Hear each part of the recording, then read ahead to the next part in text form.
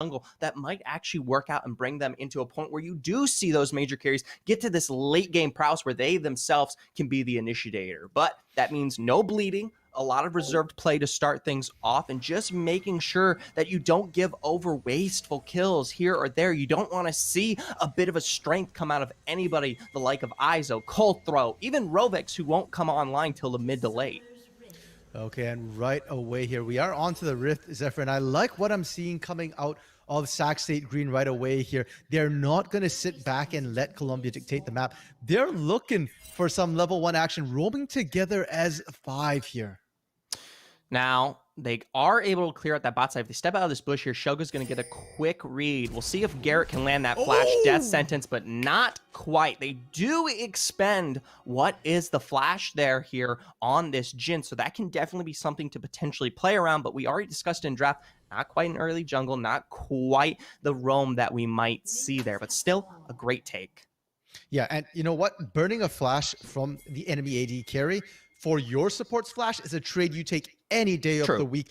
Pair that with the fact that Chuki's actually had to start Black Shield now. A lot of times in lane, we'll see Morgana start to Dark Binding if you want kill pressure, or, you know, with that Tormented Shadows to really just try and push the lane if you want. Black Shield is kind of the option of last resort when you feel like you're going to get shoved in. So Venti, Garrett buying themselves a little bit more proactivity, a little bit more safety at that level 1.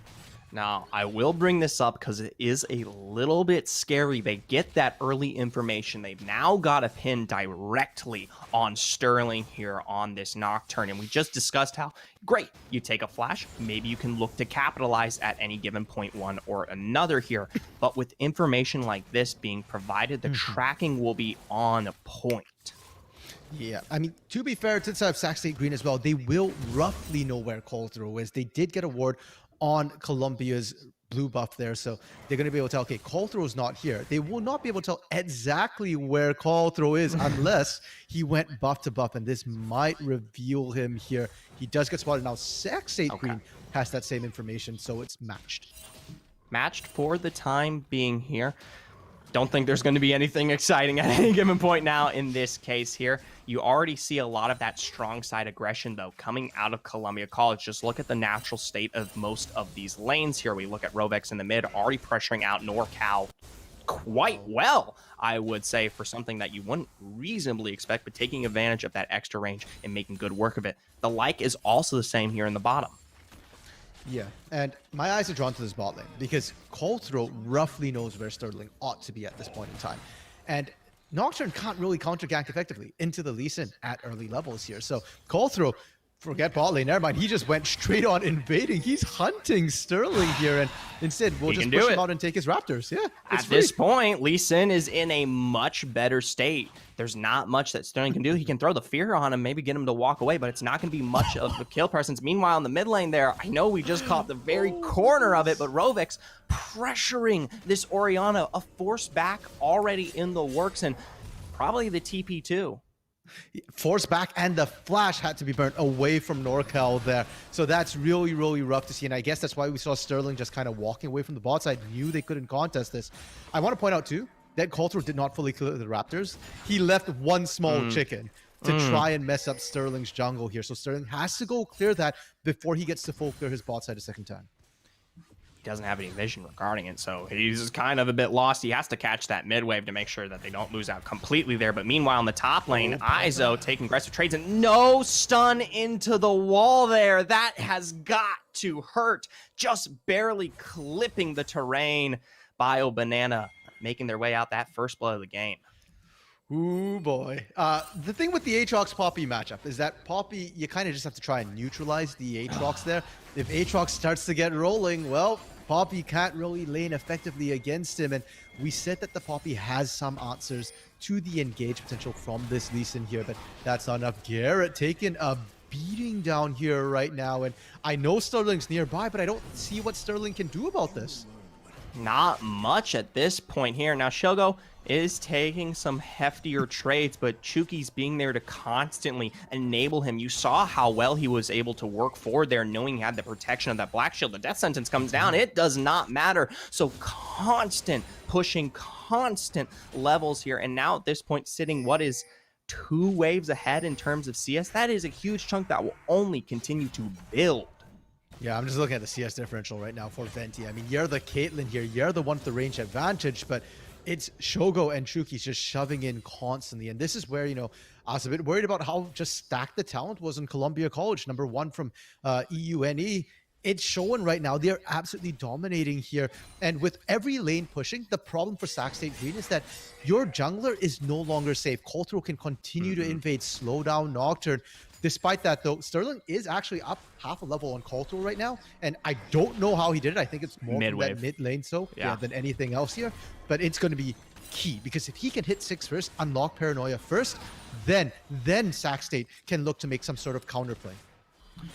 Well, for now here, we do see Colthrow already a hindrance onto that drag right there, pulling it out, going in. They're going to pick that one up quite quickly. You actually see a rotation from Chuki's as well. They want to make sure that they secure this quite nicely. And Sterling is on the side there, so they're going to spot out the major control that is given here.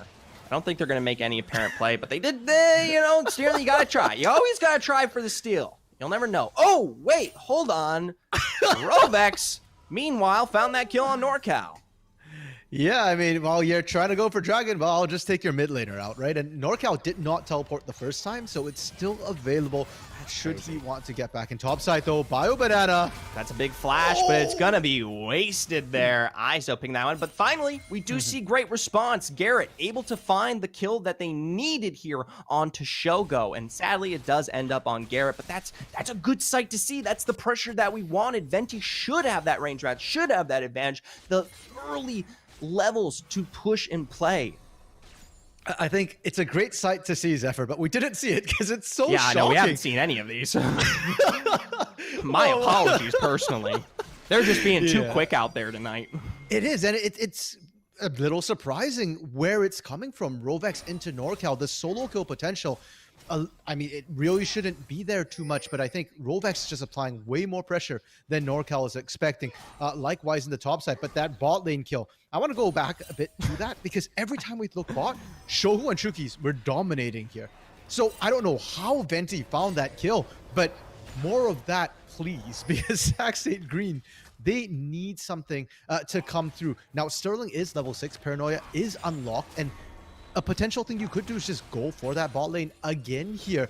Turn off the lights, look for that gank. Black Shield is not going to save you from Nocturne just diving in. He's all physical damage here.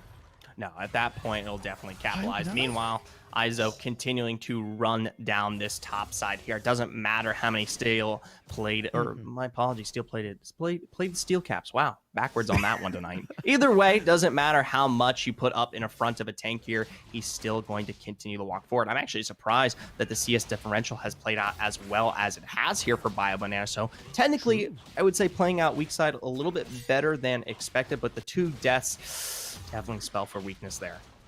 Yeah, you can see that from the gold toggle there, that the bulk of the difference is mostly in the mid lane and the top lane. And the top lane isn't from CS, that's from kills, right? Iso's got 2 kills. I'm more worried about what's going to happen with the gold now that Coltro just took Herald solo. No pressure whatsoever. Sac State Green can't even get the vision out here. They can potentially look to try and get some early plates, but I actually want to see them hold it a little later here when you've got the turrets prepped, and then you can go for the plates, get a kill as well, and hey, who knows, maybe you can even take first turret depending on which lane you drop it in. Well, for now, we see Sterling clear out the bottom end of the map, makes the rotation towards topside. I believe he was spotted out there by ISO. For the time being, he's just looking to clear that control. Unlikely going to walk out just scot-free. Not like they could really take the absolute man monster that he is, but he does make sure to get rid of that blast cone on the way out.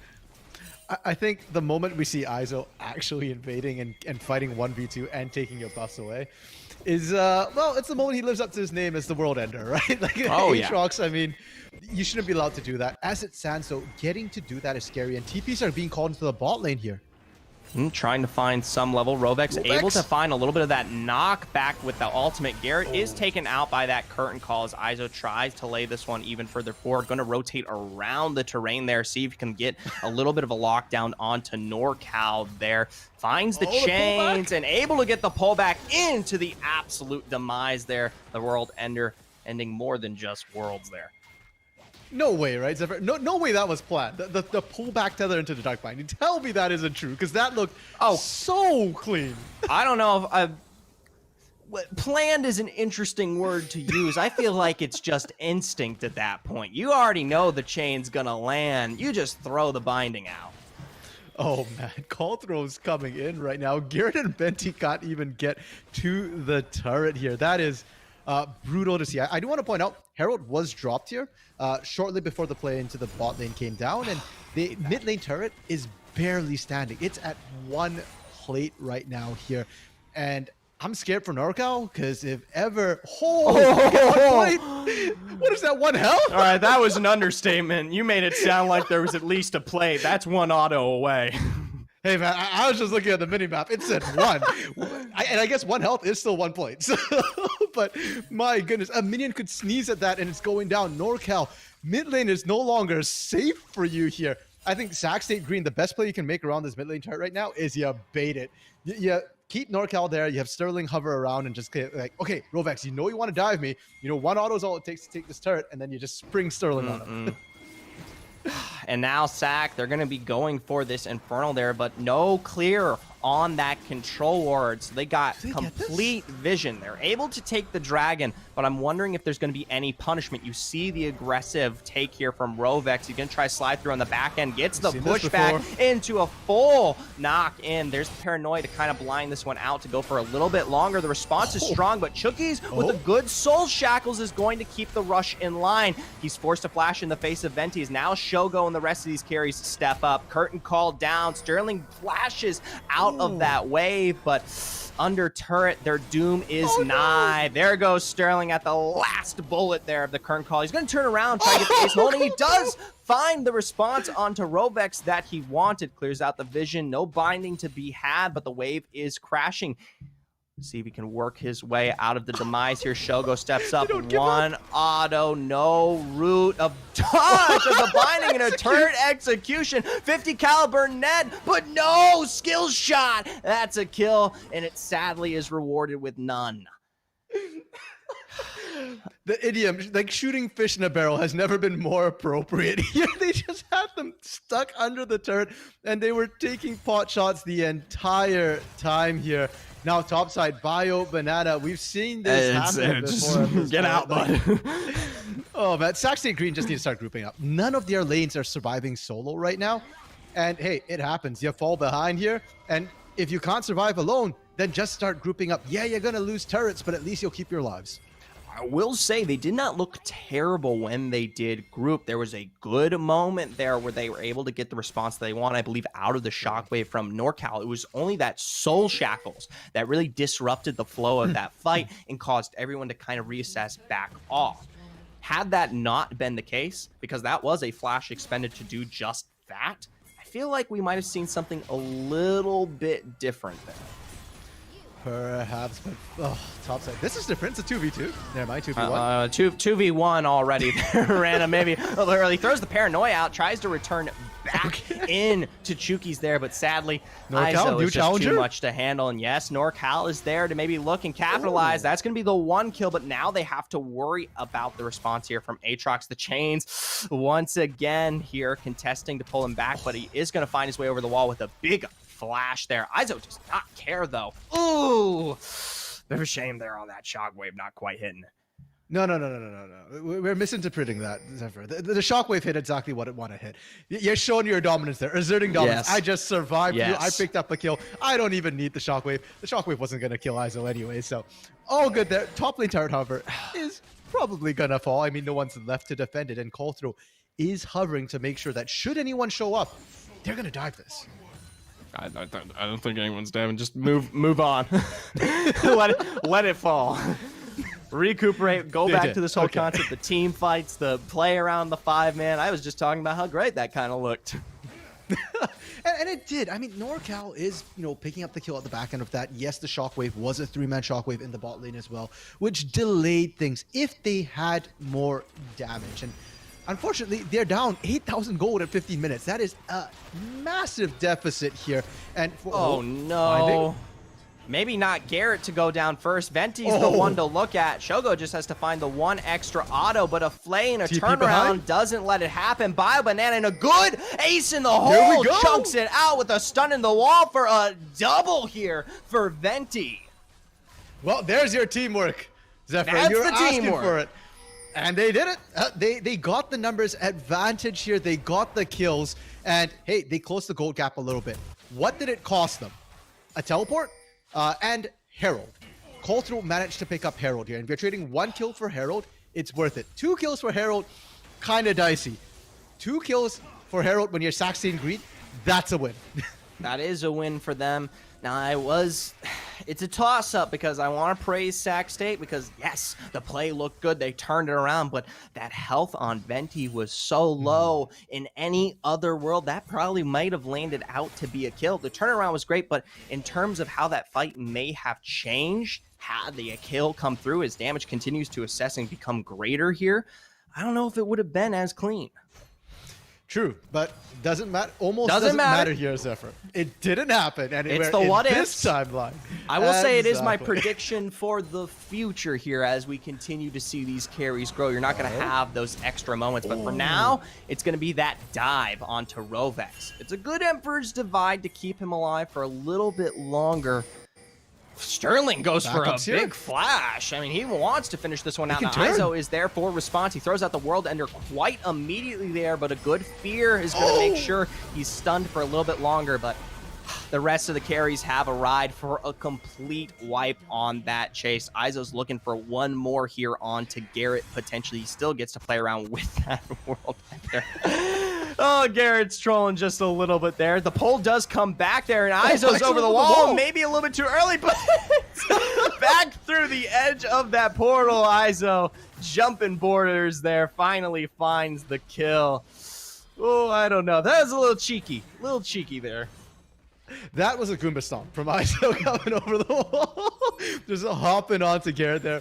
Hey, you know what? Garrett survived long enough. What you gonna do? He bought time for his team at least, but Shelly drop means top side's cracked. Izo pushing in with Chuki's mid lane.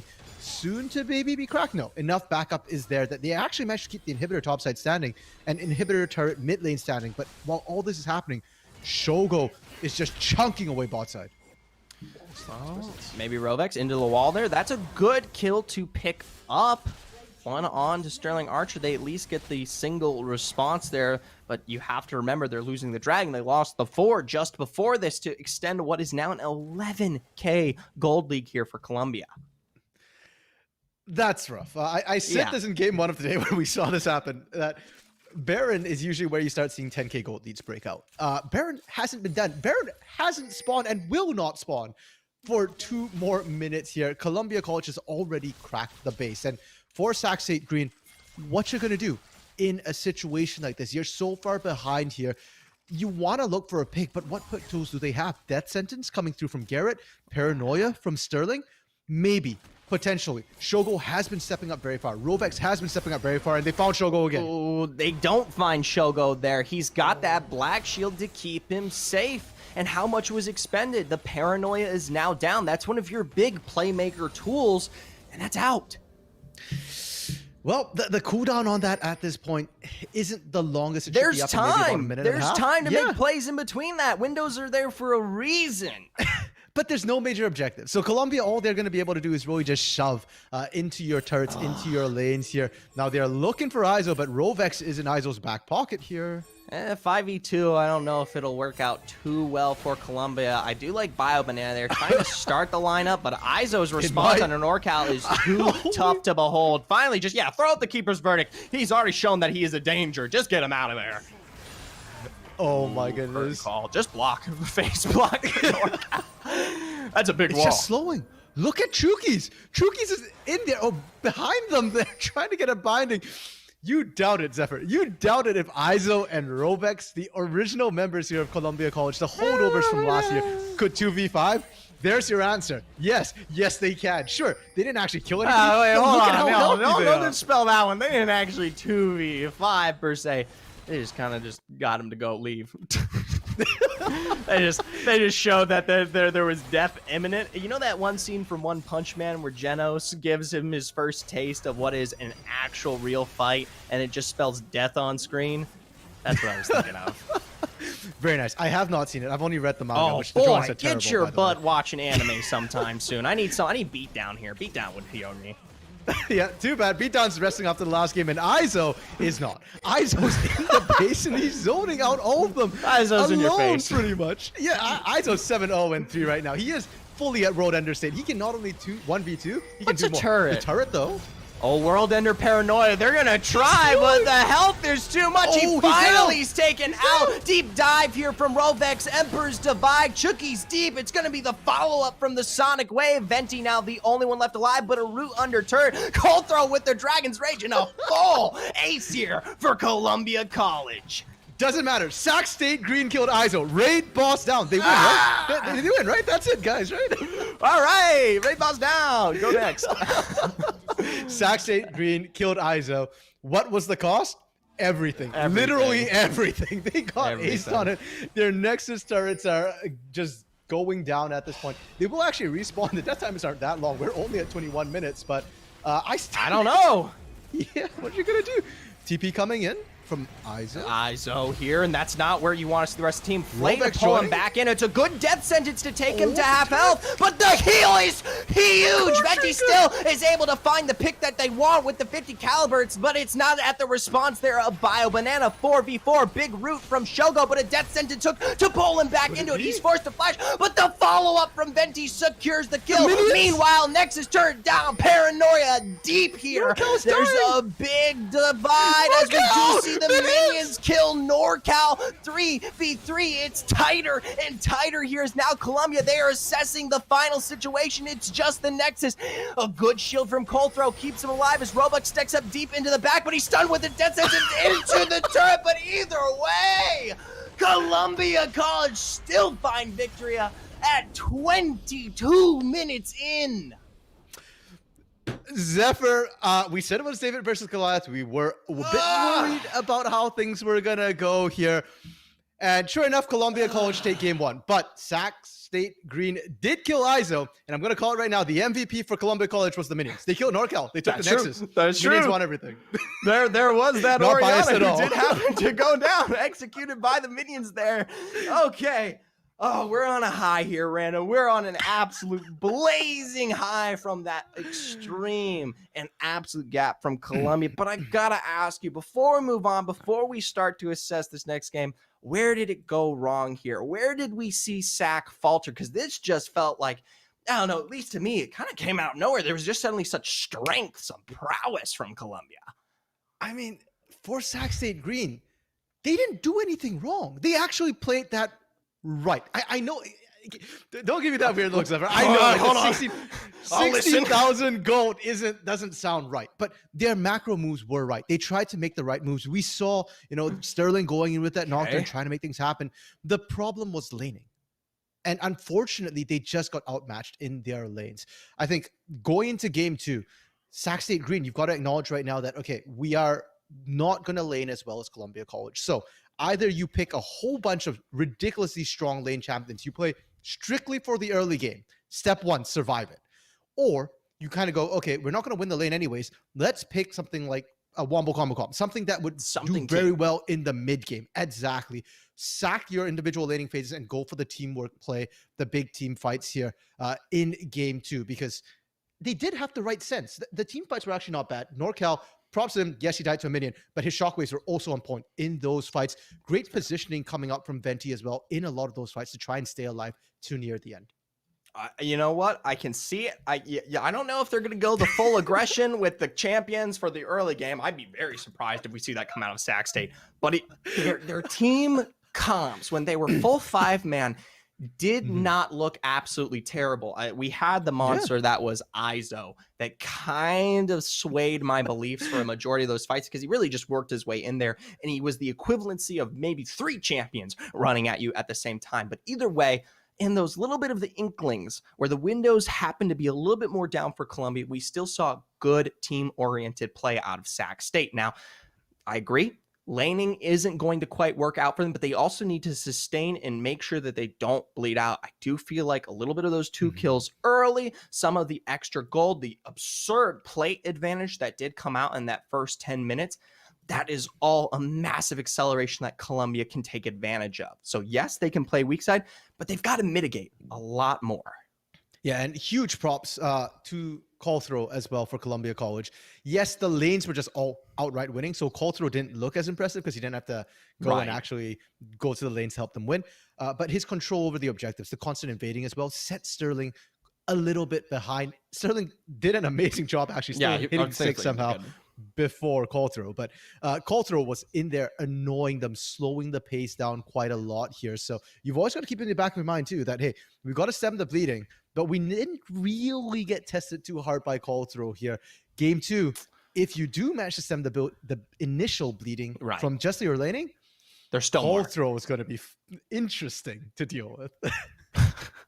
Well, Goliath strikes once, but David isn't quite knocked out yet. We'll be right back here as we work our way towards getting into game 2, which could potentially be our final game here of match 3. Stick around.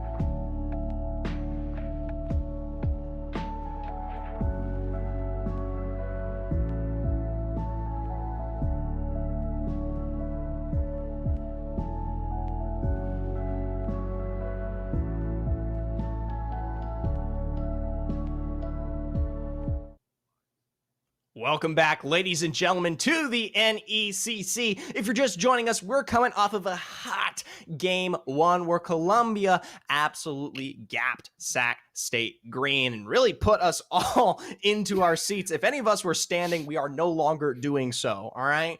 That being said, we work our way into our game two, and we've already addressed the current kind of David Goliath matchup, but Random, you've got some more to touch on here before we actually get into it. No, I just think that there's no way to go ahead. We just need to reinforce this more and more, because I think we need to set expectations going into game two here. We said it in the beginning, Columbia College is incredibly stacked. I do think that they might be the most mechanical team in the division by a pretty decent margin here. Could be in finals, don't know. Yeah, I'd be surprised if they don't make finals. Sac State Green, on the other hand, I mean, they are a club, they're a fairly new club. I said that in the very beginning here. They're still finding their feet. They don't have, challenger level players in their squad together. And that was why I was harping very much at the end of last game about the fact that their teamwork still shines through, still shows through. Now, I'm very curious to see how the draft goes for game two here, because if they're not picking, big team fight tools here, then I'm going to be very, very scared for how this is about to proceed into game two, because the laning was brutal. You did say there is an alternative path. They could just go hard aggression and try to take the lane to lane wins, but we did discuss how there is such an advantage for Colombia in terms of the individual skill set that did lead and kind of make up that first game victory. Zephyr, are you late to a date or something? Why are you trying to speed run this? Whoa, what do you mean, man? Well, when you do an early draft, it's very 50-50, right? Either you win or you lose. But if you lose, it goes really quickly if an early game focused draft falls apart here. So it's very, very, very high risk. Personally, I'm a conservative person. I guess that's why I'm a telecaster. You put that there. You said it earlier. I was not the one who brought up early game drafts, okay? Are we sure about that? Yes, we are! Well, I mean, it'll be exciting. We'll have to see how that goes. I would prefer a team fight oriented comp. As we go in, though, bans already coming out, and at least for Columbia College on the blue side here, exactly the same bans. For the side of Sac State, they actually ran the exact same bans too on the red side.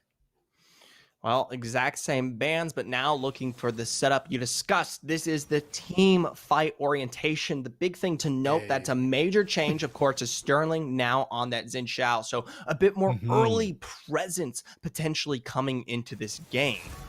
Okay, I like the Tom Kench as well. I mean, that is another tanky top right in the wheelhouse of Bio Banana here. But I think Tom is a bit better for lane right now. He doesn't really have terrible matchups for the most part. Should do pretty well into Gangplank in the early game.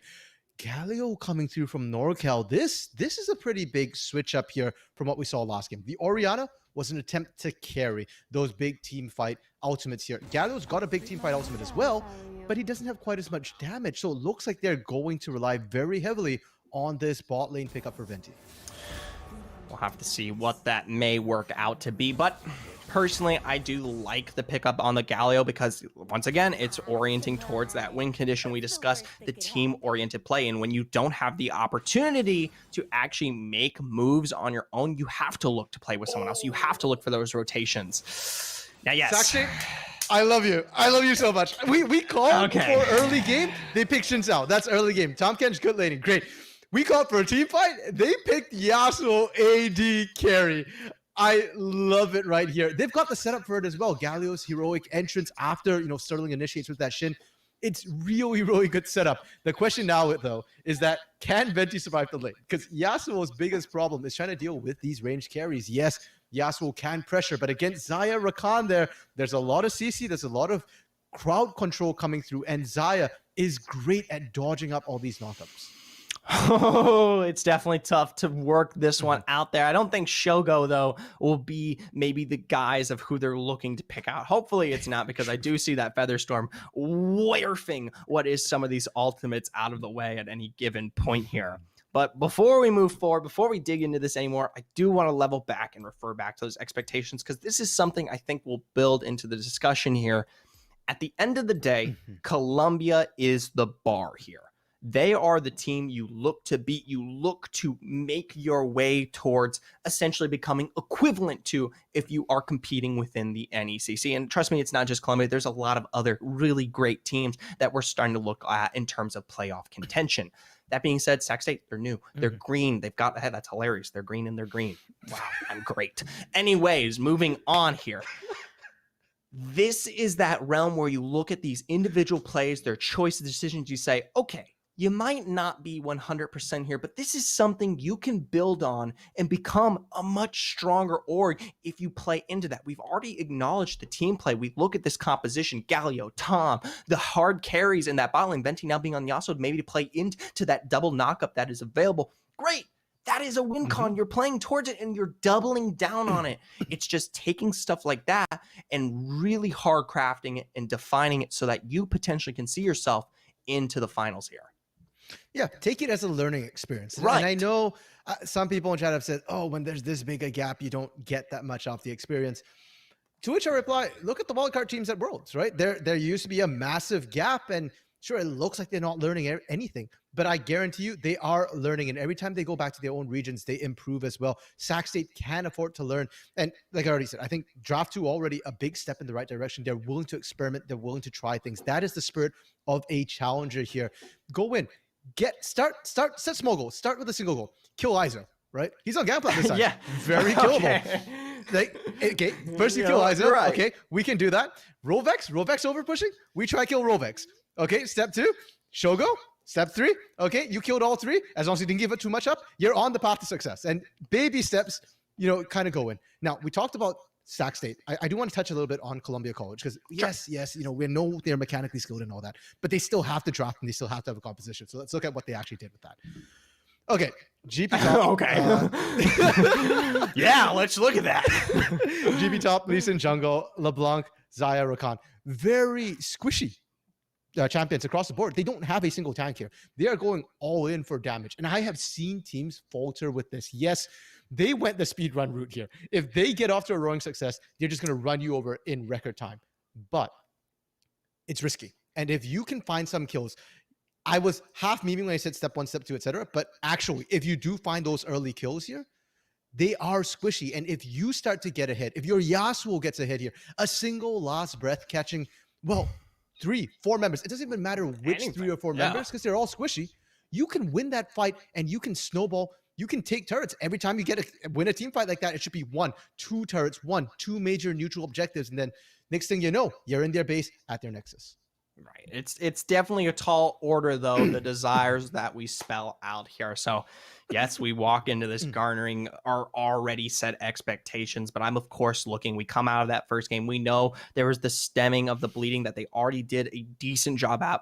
I'm looking for more towards perfection here because that's what it really does take to really beat Columbia College. So the deaths on Bio Banana early, some of those earlier picks we see around what was that Dragon areas they look to contest.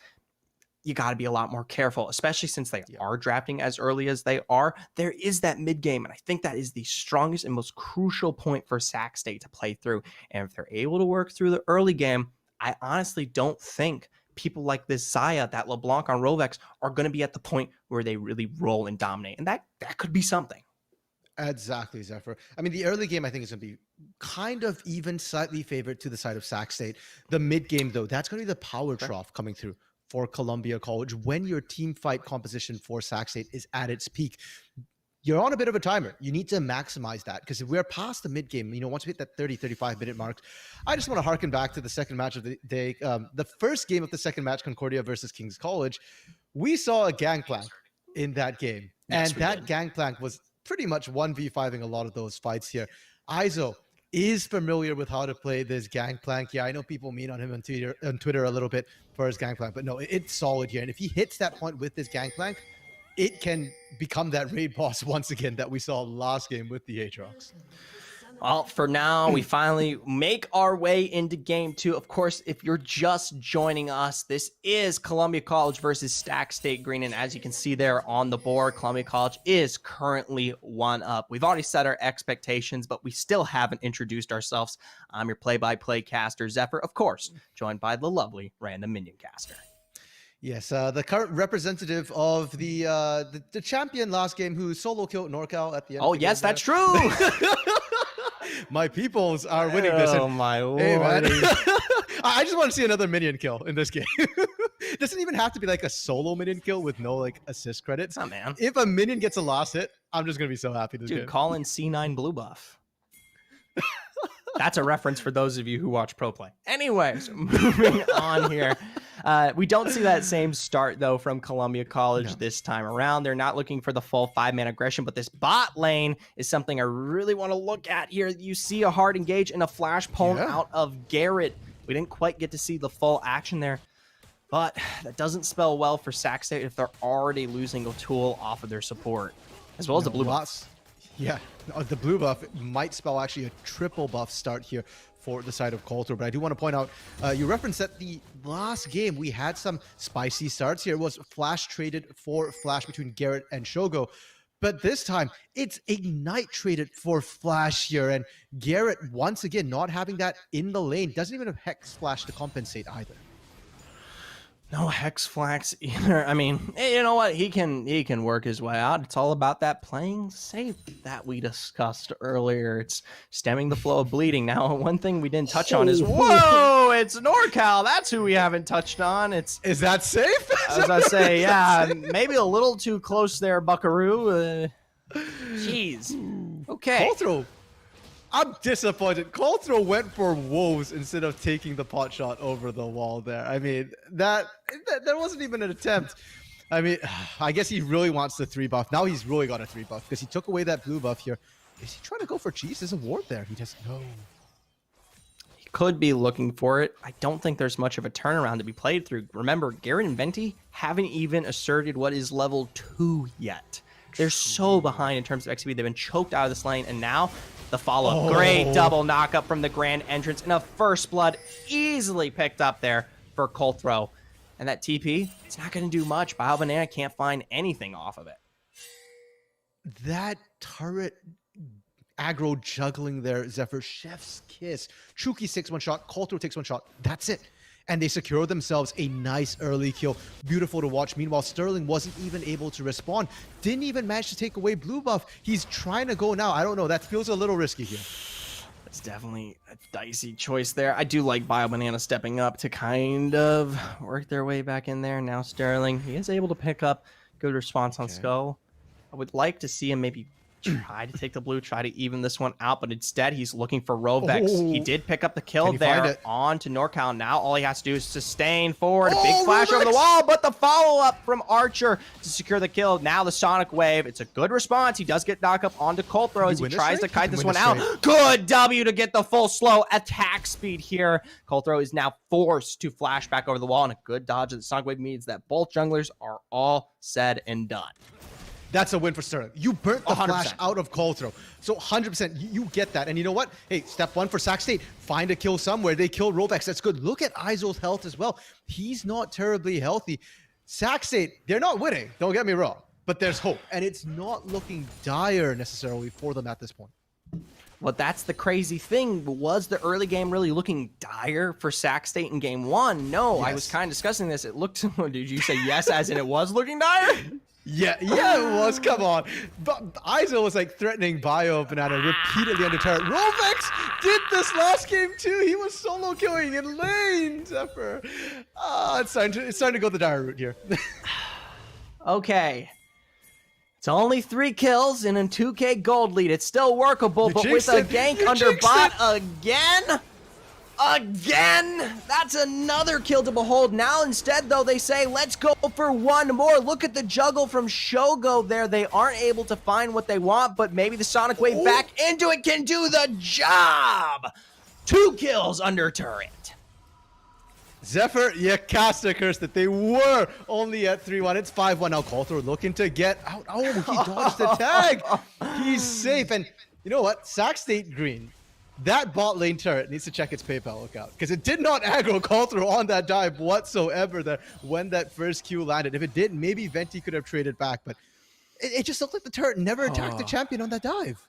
I'd be curious to see the distance that lined up before that, but I gotta ask, Random, how much harder is it for Sac State to work into this one compared to game one? Because I really do feel like this composition needs a little bit more leniency to work their way into mid-game. Where they're at right now, they're not going to be given any favors.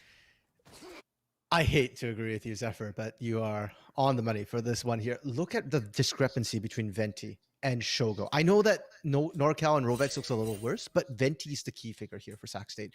You drafted a Yasuo composition, and Yasuo is way, way behind. Sterling sat in that bush with NorCal for quite a while there, looking for the gank. Couldn't even find anything, and now a reverse ambush is being set up. And now as they walk their way through river, they find out it's the Valley of Death here. A good cannon barrage to keep them going lower and lower. I like the lantern here from Garrett to save Sterling out, but there's no follow-up to press any much further. Still, though, Sac State lives. For now. Let's wait on Rovex, okay? NorCal, and just trying to make my dreams come true here. Okay, they live for now.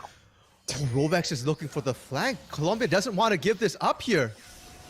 Lantern's down for safety. He is unable to find the blues. Colthrow steps up. A great play from Garrett to push him off, but it's going to be at the expense of Sterling, and we've seen this one play out several times. Wave crashes and a dive to follow. Bio Banana is running down, but no TP. He's trying desperately to get there. NorCal not 6 yet either. No heroes entrance. It's a race between the minions and Bio Banana here. The wave begins to crash out. Venti and Garrett, they step up as much as they can, but the dive ensues. Double grand entrance, and it's an easy pickup for Colthrow there. Like you said, just too late. What can I say? Minions OP, man. They moved faster than Bio Banana, apparently, and Bio Banana has boots as well. That is unfortunate. They're just picking on Venti right now. Columbia College in draft went, okay, you know what? You got a Yasuo composition. We know how to break this. Break the Yasuo. Physically, mentally, do it all. I'm not even going to comment on that because it's happened way too many times at this point. Let's look at Izo instead. Izo is just pushing the top lane. He's finding his CS advantage, and he might be 0-0-0 right now, but he's going to get real scary at the rate. They're all in an advantage. Let's just cut to the chase here. All 5 players here for Columbia College have taken an absurd gold advantage early, now sitting what is 6K up compared to Sac State at only 8 minutes. They could be on pace for an earlier 10K gold lead than what was the 17-minute one in game one. Yeah, 17.5 minutes was 10K breakpoint in game one here. Let's see if they can beat that. The Herald hasn't been taking, I mean, it just spawned pretty much. So Columbia College, they can take Herald, and plates are up. So that's going to be another big lead if they can get plates. Huge chunk. Yeah, all their gold lead right now is almost strictly from kills and laning. I will say it does suck, but the fact of the matter is you drafted something risky in the sense that you put all of your eggs into one basket. You really try to work out with that Venti on the Yasuo composition, and they broke that. You set it up perfectly. They immediately targeted out the key player, and they've completely destroyed it. Now Sterling could be looking for a good response here onto Izo. Big flash, but Colthrow with the Dragon Rage response. The Devour is going to be pushing him towards his death, so they at least pick up the 1 here. But Sterling and Bio look lower and lower here as they continue to assess this one. Colthrow is just picking up so much health, auto after auto there for that double. I don't understand how Colthrow didn't die. I'm guessing it's the healing, you know, from the heal that gives you. Yeah, just barely, but it's enough. Herald being dropped as well. I mean, they were taking Herald. They transitioned top here. So they're going to be able to get first turret. They might even be able to get, I don't want to say second turret. Oh my. Zephyr. Yeah, I know. This is tough. It is my duty as a caster to try to throw the unbiased and maybe level this one out and work our way into seeing both of the light here for the end of the tunnel for Sac State Green. And it is very far gone at this point. I'm sorry to say it, but 5-0, 5-1. Look at that gold lead currently airing on your screen. And we had these expectations coming into it, but it's things like this, that cheese that you see from Garrett Venti, that's your only chance, your only hope to maybe find some semblance of a kill, a little bit of a return. My fear right now with this hope that Sac State have, like, with these cheese plays, is that so far, every time the light... Oh, hold on. There it is. That's your cheese. They go for big flash, but it's nothing close to enough. The wind wall is the only thing there that actually prevents the kill from coming through. Meanwhile, in the mid lane, we did see NorCal once again die here as we see Rovek step back, and he's the one trying to go down for a kill, but across the map, they're all falling here. Bot, top, it doesn't matter. Can they find Shogo? No Featherstorm. Flash available. Can they do it? It's a big flash, knock up into the grand entrance. Look at those feathers just shred. A death sentence going to slow this one down, but a hero's entrance might actually be the bane for NorCal there. Looking to walk this one away as the feathers continue to blast forward there. Colthro's on the side, but it doesn't even matter. He's already picked up the double here for Shogo. So many metaphors that I want to use here. Let's start with the cheese one, Zephyr. Go ahead. The only type of cheese this is Swiss cheese. Now let's move on to the light at the end of the tunnel. The light at the end of the tunnel is a massive train just barreling down the tracks. Zack St. Green right now. Hero's entrance, hero's exit in a coffin right now for NorCal. I'm dead, Zephyr. I'm just dead right now. 17-2. Have we 10K? 10K. It's more than 10K, and we're not even 12 minutes. Almost 12, 11K, my apologies. Let's be honest. 11K sitting at what is just hitting 12 minutes right now. That is 5 minutes faster than game one, and a landslide in comparison. I will be honest, this is a great showing from Colombia. Like, let's not, I mean, can't even sugarcoat that one, and it's obvious to see by all here, but when we look towards the season as a whole for NECC, this is the monster that could be waiting for you at the very end. Oh, yeah. And you know what? Props to Columbia College. They aren't going easy on Sac State. They aren't messing around. I actually spoke to Izo before the game, and I was like, do we get to see Maokai? And he was like, no, Maokai's trashing. I was like, will you pick Maokai if you're smashing? And I was like, no. And they didn't, right? Like, this is not a composition where you're just kind of like, okay, you know, we disrespect them. I know I joked about full speed run comp, but look at how it's going right now. It feels like a full speed run comp because it's damage oriented and they're executing it well. They are respecting Sac State Green, and they're not really giving Sac State much of any opportunity to come back in. There's no lane they can play through. Columbia College is answering everything, and Sterling here is gone. Sterling is gone. NorCal to follow here. There's no way to sugarcoat it. This game is over before it even began at this point. There is no mid game. There's your win condition for Sac State, and it's not even there. Yeah, remember how I said Columbia College, you know, in late game is going to be really hard to deal with? We are at the end game. Yeah, we're already at late game for them. They're already assessing what is the appropriate amount of gold, and they're just walking kill for kill, picking up champion after champion here. So I actually appreciate that Columbia isn't fixating on dragons at all. They haven't even picked up a single dragon because it doesn't matter. Right, no, like, it's a Mountain Drake. What do you need Mountain Drake for? You're all damage here. It's your survivability is based on how much damage you can pump out. Sterling once again might go down. NorCal, as soon as they spawn here, pretty much Columbia is just going for him. This is not fair to NorCal. I mean, you discussed it before the game even began. You talk about these gap matchups and the question of what can they learn, and I'll be honest, when it gets to a point like this, there really isn't much to behold. Yeah, you know what? For Sac State Green, just group up. Go for one big team fight. We've not seen the big last. That's fine. Onto a team like two targets. Go out in a blaze of glory here. You're under your target. You're in your base. It's your best shot. Well, for now here, sitting down, the one inhib turret to finally fall. 14 minutes and 26 seconds. NorCal potentially next as the Devour comes through there. Bio spits him out, but it's almost at the expense of his own life. I do like the return here. Good hero's entrance. Good last breath. Shogo's still alive, but not for much longer. Rovox versus Colthro 2v2. Venti the carry still looking good, but as he works his way out further and further and the dodge comes through onto that tornado, he's going to be removed as well. Bio Banana just left Venti for dead and went back to base. Huge props to Venti. That's what I'm talking about right there. There you go. Just go for that team fight, right? And see what you can get. That actually didn't look half bad here. And sure, you do lose the inhibitor, but you're finding kills. Can you find more? Colthro able to catch up. Well, maybe we'll have one or two more of those left in the tank here from Sac State Green. And you know what? We'll do our best to try to commentate through them and see what is actually working out there. I like the response. They got the knockup. They found it on to Shogo and the like there for Columbia College, and they were able to capitalize on the little kills that they did find. That's great. Is it enough to kind of bring them back into this as they now approach 16K dole difference? No. But it is something nice to see in terms of Sac State actually having the potential to work fights like that out. Yeah, and Sac State at this point, you literally have nothing to lose. I'm not even going to mention the deaths that are happening right now because it doesn't matter. The gold that's going to Columbia College, irrelevant. It's more how can Sac State find their way into team fights. The gold deficit is already so huge that it's just going to come down to sheer mechanical not even to win the game, outplay. just to push it to the limit and just really limit test this one out, actually. Yeah, and for that, I'm going to just watch where Venti is. Because where Venti goes, there you have kill threat. No Venti, no kill threat. There's no damage anywhere else here. Sterling is a knockup bot for Venti at this point. 5,000 gold compared to 9,000 gold here. Rovex, can you find... Oh, good dodge away. You know what? Just one hook. Hey, one hook, one flay, one knockup.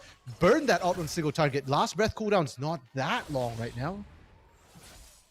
Well, for now here, the waves continue to push in. Sterling is available if they want to maybe find that knockup onto Rovex. Sadly, the tornado not quite going to hit, but a collapse is maybe in store here. Rovex trying to work his way out. A good slow from the tongue into the double knockup. Hey. Sadly, no, they do find it.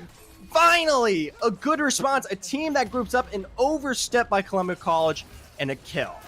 That's actually huge because I think Rovex has been a bigger problem than Shogo, but Cold Throw. Cold Throws, they're all big. Let's be honest here, Random. They're all enough to work this game into its end there. So as Rift continues to work its way down into what is that inhib, Cold Throw continues to push this team further and further back into their fountain.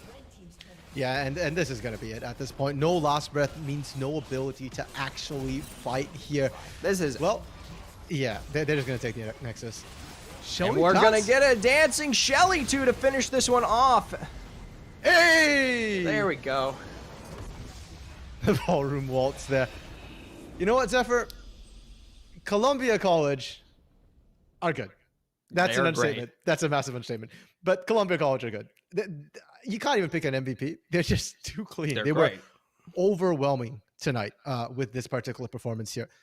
So instead, I want to highlight Sac State Green because we've talked so much about them. But yes, that last game was what, 26, 27 to 5? Yeah. Sac State Green showed that they had grit at the end there. And at the end, I think they showed more grit than they did at the beginning of game 2. So I'm going to applaud them for that, and I'm going to cheer them on for that.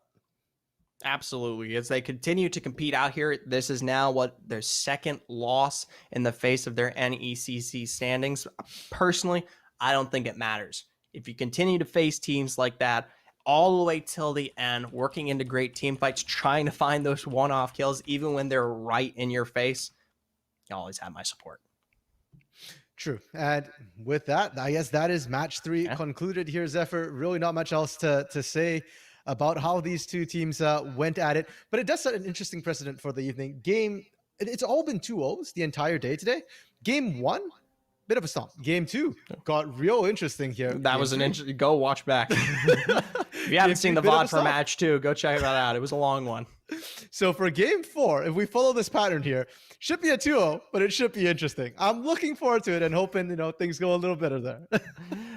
Well, if we all keep our eyes and ears open here, hopefully the wishes of Random can come true. As for the both of us, we're going to be stepping away for the night as we work our way towards the final match 4 here. Stick around and stay tuned for some great action.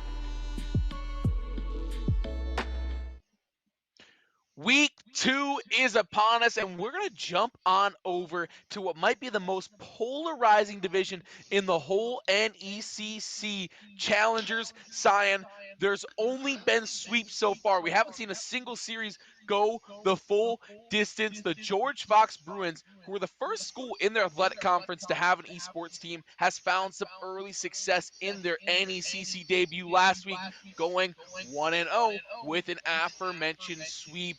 A quick 2,600-mile drive down I-70 lies the University of South Alabama. Though the Panthers couldn't quite find it in week number 1, they are hungry to get even here in week number 2.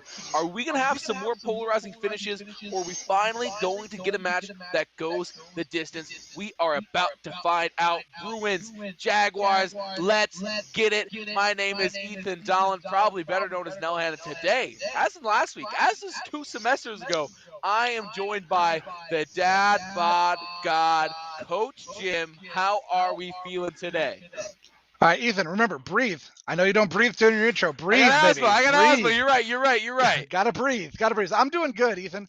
I'm having a great day. I'm looking forward to some League of Legends here. Friday night, nothing beats Friday night League of Legends. What else are you gonna do on a Friday night? What else are you gonna do? We're all nerds here. What else are we gonna do on a Friday night?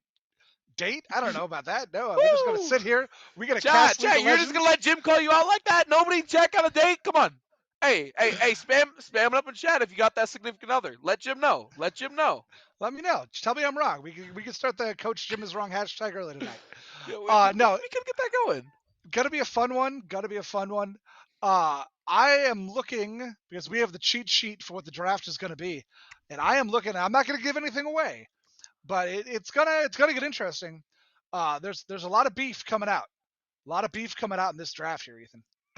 A lot of damage as well. As he said, we don't want to pull any of our pensions before they're going to land here in the draft phase. But in this current patch of League Gym, we aren't yet going to play. The newest champ's name's escaping me right now. Can you help me out? Little purple shoots the thing with y'all. Akshan is the new marksman. Vex.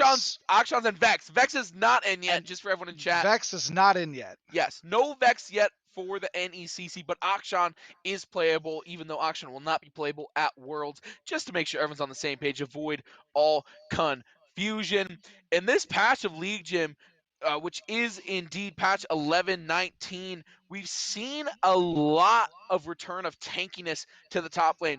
Mundo, Garen, Malphite, all strong playable picks here, Jim. Give me your take on tanks in the current meta. Yeah, tanks are all or nothing right now. I feel, if you've got them and they work, you're gonna win. If you've got them and they don't work, you're gonna lose. That's it. That's the end of the story.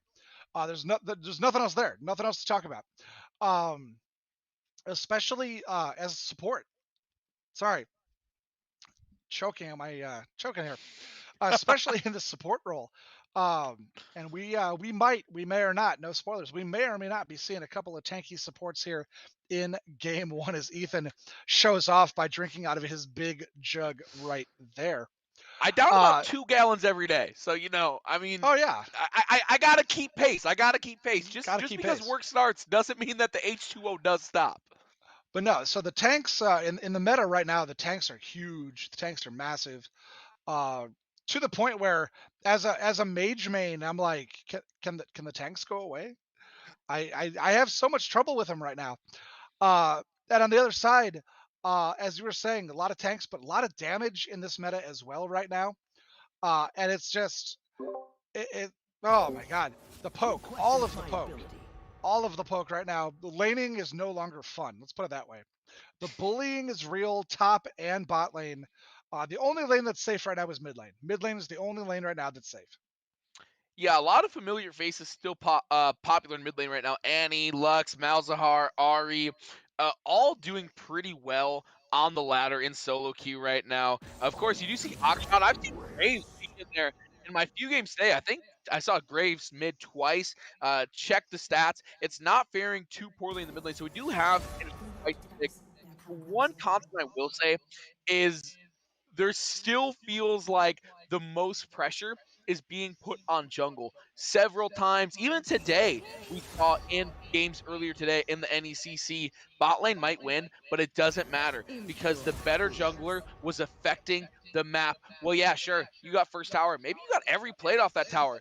Doesn't matter when the jungler is putting in work, securing these big neutral objectives and helping out the other two lanes. So I want to keep my eyes on the jungle today as Light Locust is going to lock in set for our first pick here on the left-hand side of your screen. That will be South Alabama. Yeah, and that's what we were talking about with some tankiness, although those are both more bruisers than pure tanks up there in the top lane. Gonna have set going into Jax. We were talking about the junglers. We're seeing Viego and Evelyn are the two junglers we're gonna have. And what's going to be really interesting here as we see both mid laners before the second round of bans is that no AP in the mid lane. And this has been the meta now for a couple of patches, that AD mid lane has been really, really strong. And you've seen all the mages just disappear from the game. A couple of the big streamers that I love have actually talked about it. That at the moment, Riot Games is basically saying, oh, you're a pure mage, you don't belong in the game right now. I get it. Yeah, and we are going to see some pure mages banned there. You see Lux go, Seraphine, not really a pure mage, kind of an enchanter in the mid lane. Interesting pick going to go, but you're right. A whole lot of AD. When we look right now, a whole lot of AD just in general. So armor going to be lucrative, it looks like, as this game continues. And here's one, once we've seen AD go mid lane and AD go mid lane and AD go mid lane, this is one we've seen a lot now is Ziggs as the APC, getting your AP power in your bot lane and mixing Ziggs with a tanky support, which you're going to see locked in here as soon as they find the button. It's just really easy for him to sit back behind a tanky support, lob his bombs over the top, maybe have a cup of coffee, maybe read the paper, and just do a lot of damage. And not just Ziggs, we've also seen a fair amount of people take Swain into this role as well. I know you love playing Swain support, Jim, but I love playing Swain support. The ADCs will wrestle out of their hands, play some APC Swain. Now that we see both these teams laid out before us, who are you giving the edge just after Champ Select? I'm really thinking that UBC Ruby has the better complete comp. I'm seeing the better completed comp coming from UBC Ruby. South Alabama at the moment is just too much AD for me. It's just too much AD. Armor's going to win that, and with the exception of Evelyn. And she's such a true assassin that she's only going to get one person in a fight. Yeah. So she's going to get her one. She's going to be out of the fight at that point. And then you got a 4v4 with no AP. Completely agree. I mean, you look, both teams really only bringing one AP member to the table, right? You got the Evelyn, you got the Ziggs, but that's the difference, right? Evelyn, as I said, is that assassin, seeking out that one target. So I was like, yeah, Evelyn's gonna get that one. Ziggs is just dime dropping damage all over the battlefield, and everyone is going to feel the pain. Evelyn's gonna get in there, do her fancy footwork, mash that R button, pop out. Cool. You got one member. Ziggs all just absolutely decimated your team. Like, how do you come back from that in a fight? So that's what I will say. But once again, I'm just really zoning in on these junglers. I think that role is just so much importance right now. I've seen so many big, especially bot lane leads just crumble over the course of the game. I think top lane can have some agency, especially if you're a hyper farmer. If you can just go AFK and just have perfect CS for so long, yeah, you can dominate a game. I think that those are the two roles that I'm looking at. This mid lane does have some potential carry. We've seen some monster Aurelia games here in the NECC, and you and I last week saw a big Yone game as well. We did. The one I'm looking at, if they can snowball, actually, is the Tristana. I think the one hope South Alabama has is the Tristana, Donnie Diamond.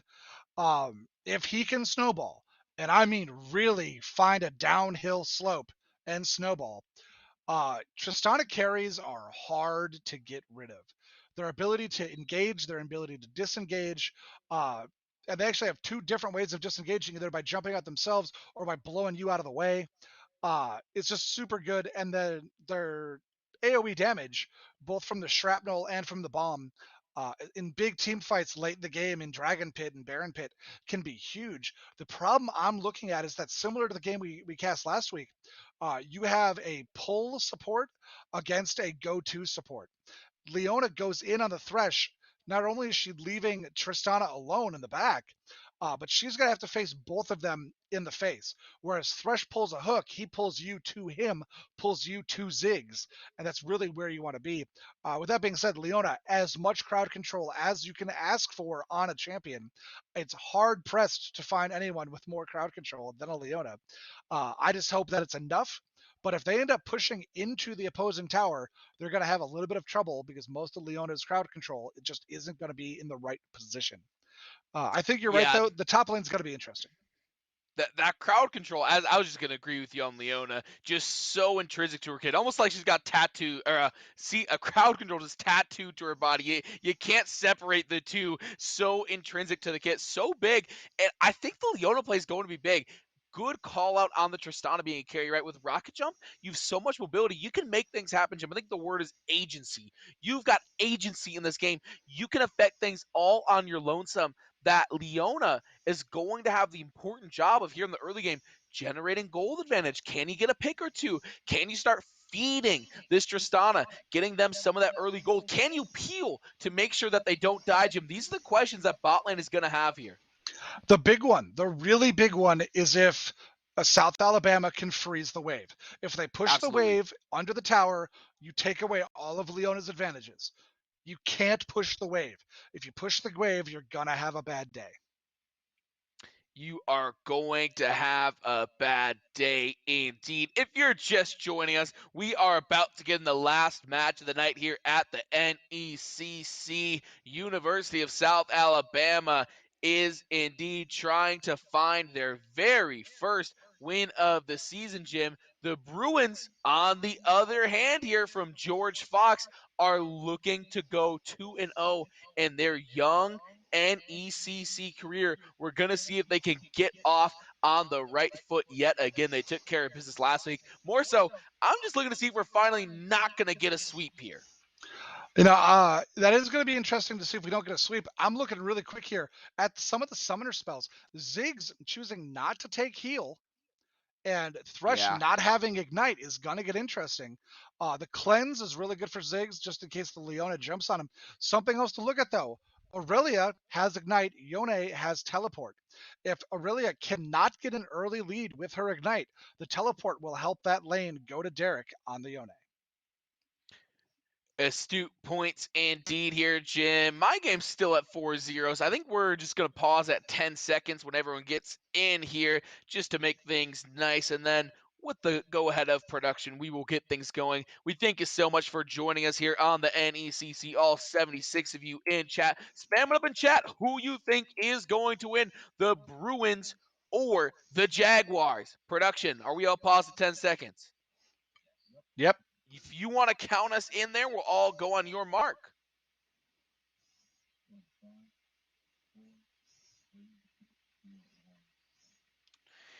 And we are underway here. Last match of the night. I've got a sneaky suspicion it might be the best one. On the left-hand side, the blue team will be the University of South Alabama with Little Locust in the top lane. Inting there in the jungle. Derek in the mid lane, Donnie Diamond and Feltflame there on the bot side.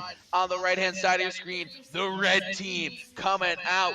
UBC Ruby, the Bruins. You got Wosilili on the top side. Laugan Ma in the jungle there. Basically high in the mid lane. Ming B, Turkey Chicken playing this unconventional APC bot lane. Jim, what are we looking at here in the early going? I'm looking at the corrupting potions. UBC Ruby saying, hey, we're going to go corrupting top, corrupting mid, and we're going to fight, and we're going to try to win those fights. The better sustain is going to be on the set on the Yone.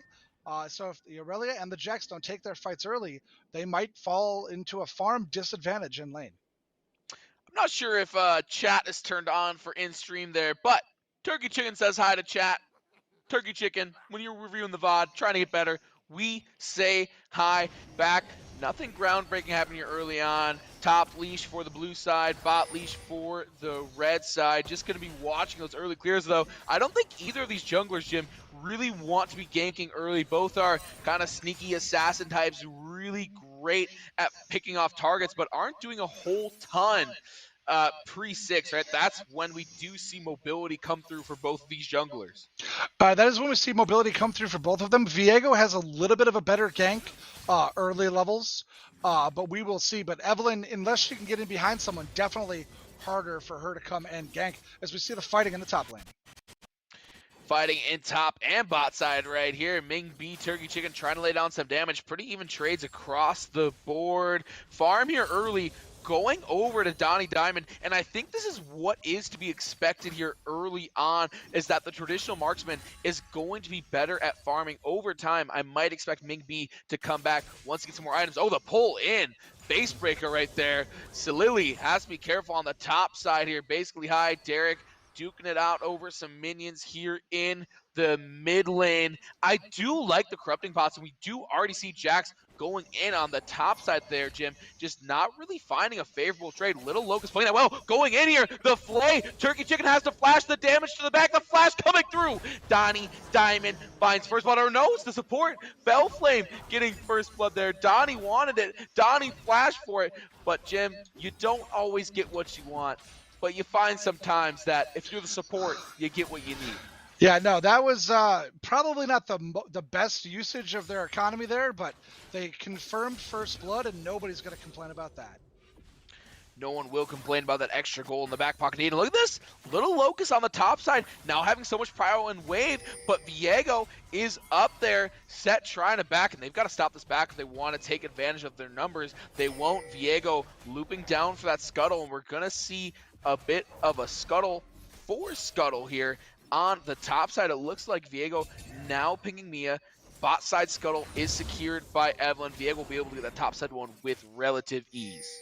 You know, looking here in the mid lane at what's going on, you know, Aurelia with the corrupting pots, she's out of them now though, only has a 3 farm advantage, and she's losing her trades. So if you go corrupting pot, you have to win your trades. Yeah, maybe. Big blast charge right there, Jim. You do have to win those trades. I'm gonna let you get right back to them. They tried to cut you off, but they couldn't bring enough action. But no, if you're not winning the trades and you're on corrupting pot, you're giving up your advantage. And if you look, Set's already backed. He's back to lane. It looks like he walked back. And Jax is only up 5 farm with 1 corrupting pot remaining. And he's going to have to back. He just backed, in fact. So all of that farm advantage is going to go away. Set's going to push in. And actually, Jax is going to use his teleport.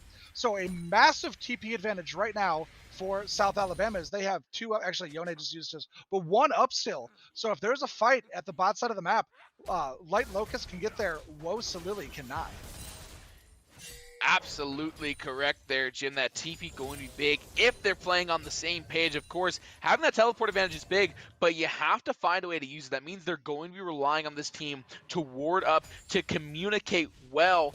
All marks of a great team. But right now, you know, for a team that got swept last week, I'm pretty impressed by these Jaguars, Jim. South Alabama came and they came to play. We didn't like their draft as much. I think we both agreed on that, but they're winning their individual lanes right now. Synergies aside, counterpicking aside, they're just playing more solid League of Legends, a little bit of scuffling on the top side, and I think that's exemplified here on the top side. Light Locust going in, base breaker into Haymaker, Light Locust running back to their wave, Woe Salili going in, duking it out, the flash, and Woe Salili will tie us up in kills.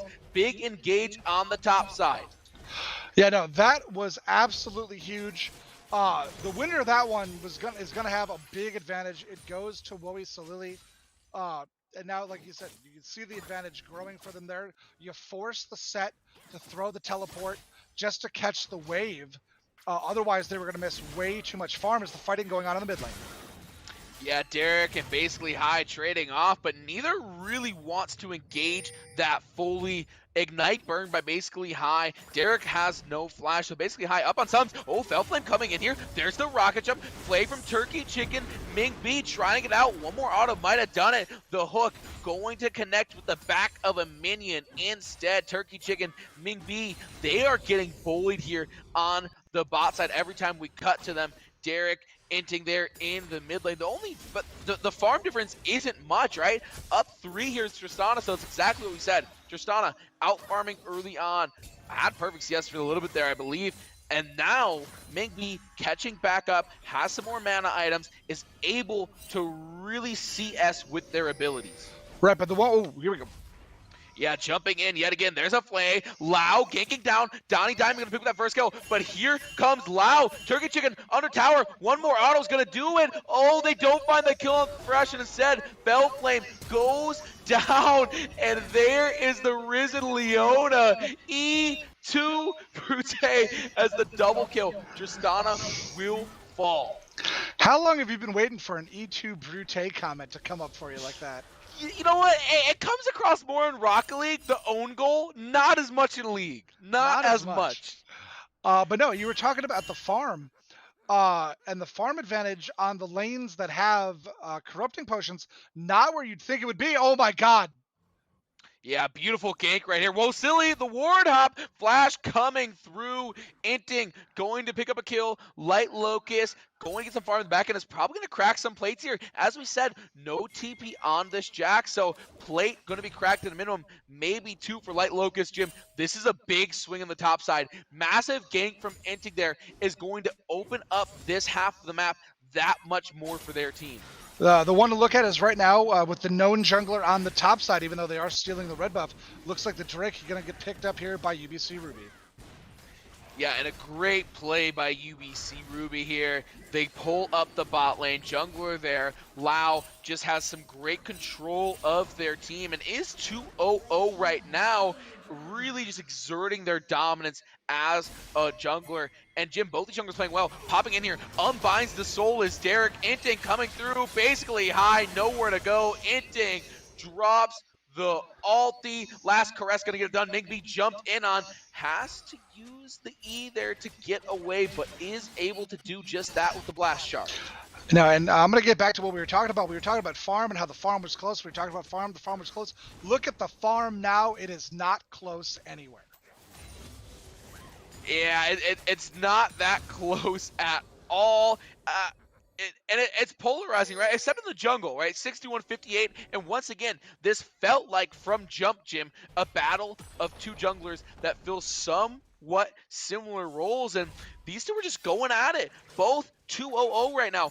Both, I mean, separated by 4 CS. Inting stealing that red buff on the other side, going back, collecting their own, opening up the top side of the map. They're both focusing in different areas, and I think that their fingerprints are going to be all over the outcome of this game. I'm just looking at it. If you're playing on Corrupting Potion, you have to have an early lead. It's similar to playing Ritual. Not Dark Ritual. I just blanked on the name of the item. Playing a little Magic the Gathering over there. I am playing a little One Magic black, the Gathering. add 3 to the pool, he's storming off. Watch out. Absolutely. But no, if you're going to play with an early advantage item, you have to take the early advantage. And I'm going to come up with the name of that book here in a minute. It transforms into Magi's, and I'm old. I'm having a senior moment, guys. I'm going to let you get there. But no, so if you're on Corrupting Potion, you have to get your early lead. You have to. And I'm looking at 15 farm down depending on the wave is Jax, and 12 farm down depending on the wave is Aurelia. And I'm talking about 16 farm down depending on the wave. And he doesn't have an early advantage item, but 16 down in the bot lane is Ziggs, and that's just going to be a problem. That will be a problem. A lot of action in the mid lane. Derek unbinds their soul. Inting going in. Oh, big fresh ult. The Inting has to ult to get out of there. Derek says, I'm about that action. Pops back in, but will pay dearly for it. Lau Can Ma ganking in, finding the kill. Great presence on this jungler. Viego's just been everywhere all at once. And we see there the from the passive popping in, doesn't find anything. And Inting trying to chase down Lau in their own jungle potentially. Won't do it. Runs right through river.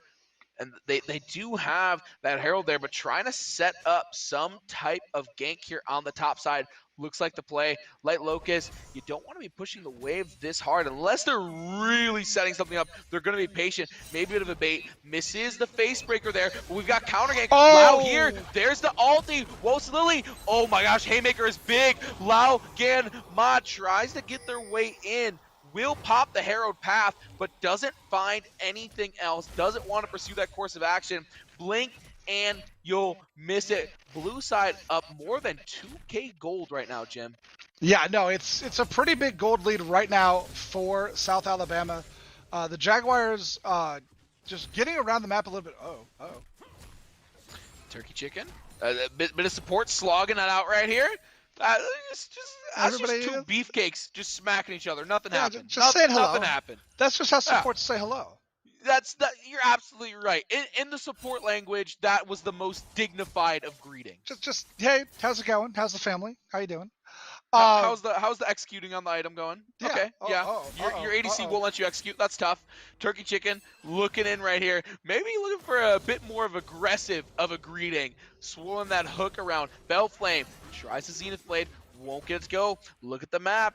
The jungler for them is on the bot side, inting in the vicinity if they want it. On the other end, Lau here looking for something in mid lane. There's the stun coming through. Derek, you got to get out of there and get out of there in a hurry. Does just that, stays alive in the mid lane. I love the jungler play so far. These two going at it, just like in the top lane. Light Locust, big haymaker, but that's all the damage to the K. You got to back off right after that. You know you don't have ult yet. You just use Showstopper. Not going to have it. What is this from the bot lane? They're sweeping out wards. They're probably trying to set up for drag here. They're doing it pretty early. Ooh. A proactive approach. They might catch out Turkey Chicken. Ming B, Lao Gan, rotating over. Big stuns coming through. Inting, ults to get out of there, but is going to get caught up on the back end. Bellflame, there's the ulti from Ming B. Basically high, going so low, as does Bellflame on the crackback. Lao Gan Ma gets a kill, continues, but will go down to the Rastana. Ming B, gotta be careful, uses the charge there to bounce Donnie away from them. A good fight for the Jaguars.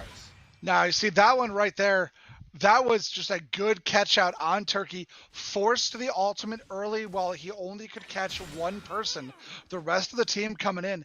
And Viego there, Laugan Ma, just if he doesn't have the resets and if he doesn't have the invulnerability there, he dies so much sooner. I'm one of those people that hates that passive. Oh my God, do I hate it. Because you're right on top of him when you're about to kill him. He gets a kill and all of a sudden for a second and a half, you can't touch him. And he's ready to go. Fingers on the buttons. Does go down though. Derek on the Yone getting down there in time to make a difference. But that was huge. Huge play there for South Alabama. I was just about to say that with Yone's death, Aurelia had caught up in farm. Not anymore. And the top lane gap just keeps getting bigger. It keeps widening. Basically, High needs to widen the space between them and the opponents. Does it right there. Good flash over the wall. Fellflame might be in a bit of trouble, but more likely they're just going to hand over this second drag. I don't think Evelyn minds too much. Top side right now, trying to maybe get this tower down, crack open the map for the set. Dragon goes down in a blink of an eye.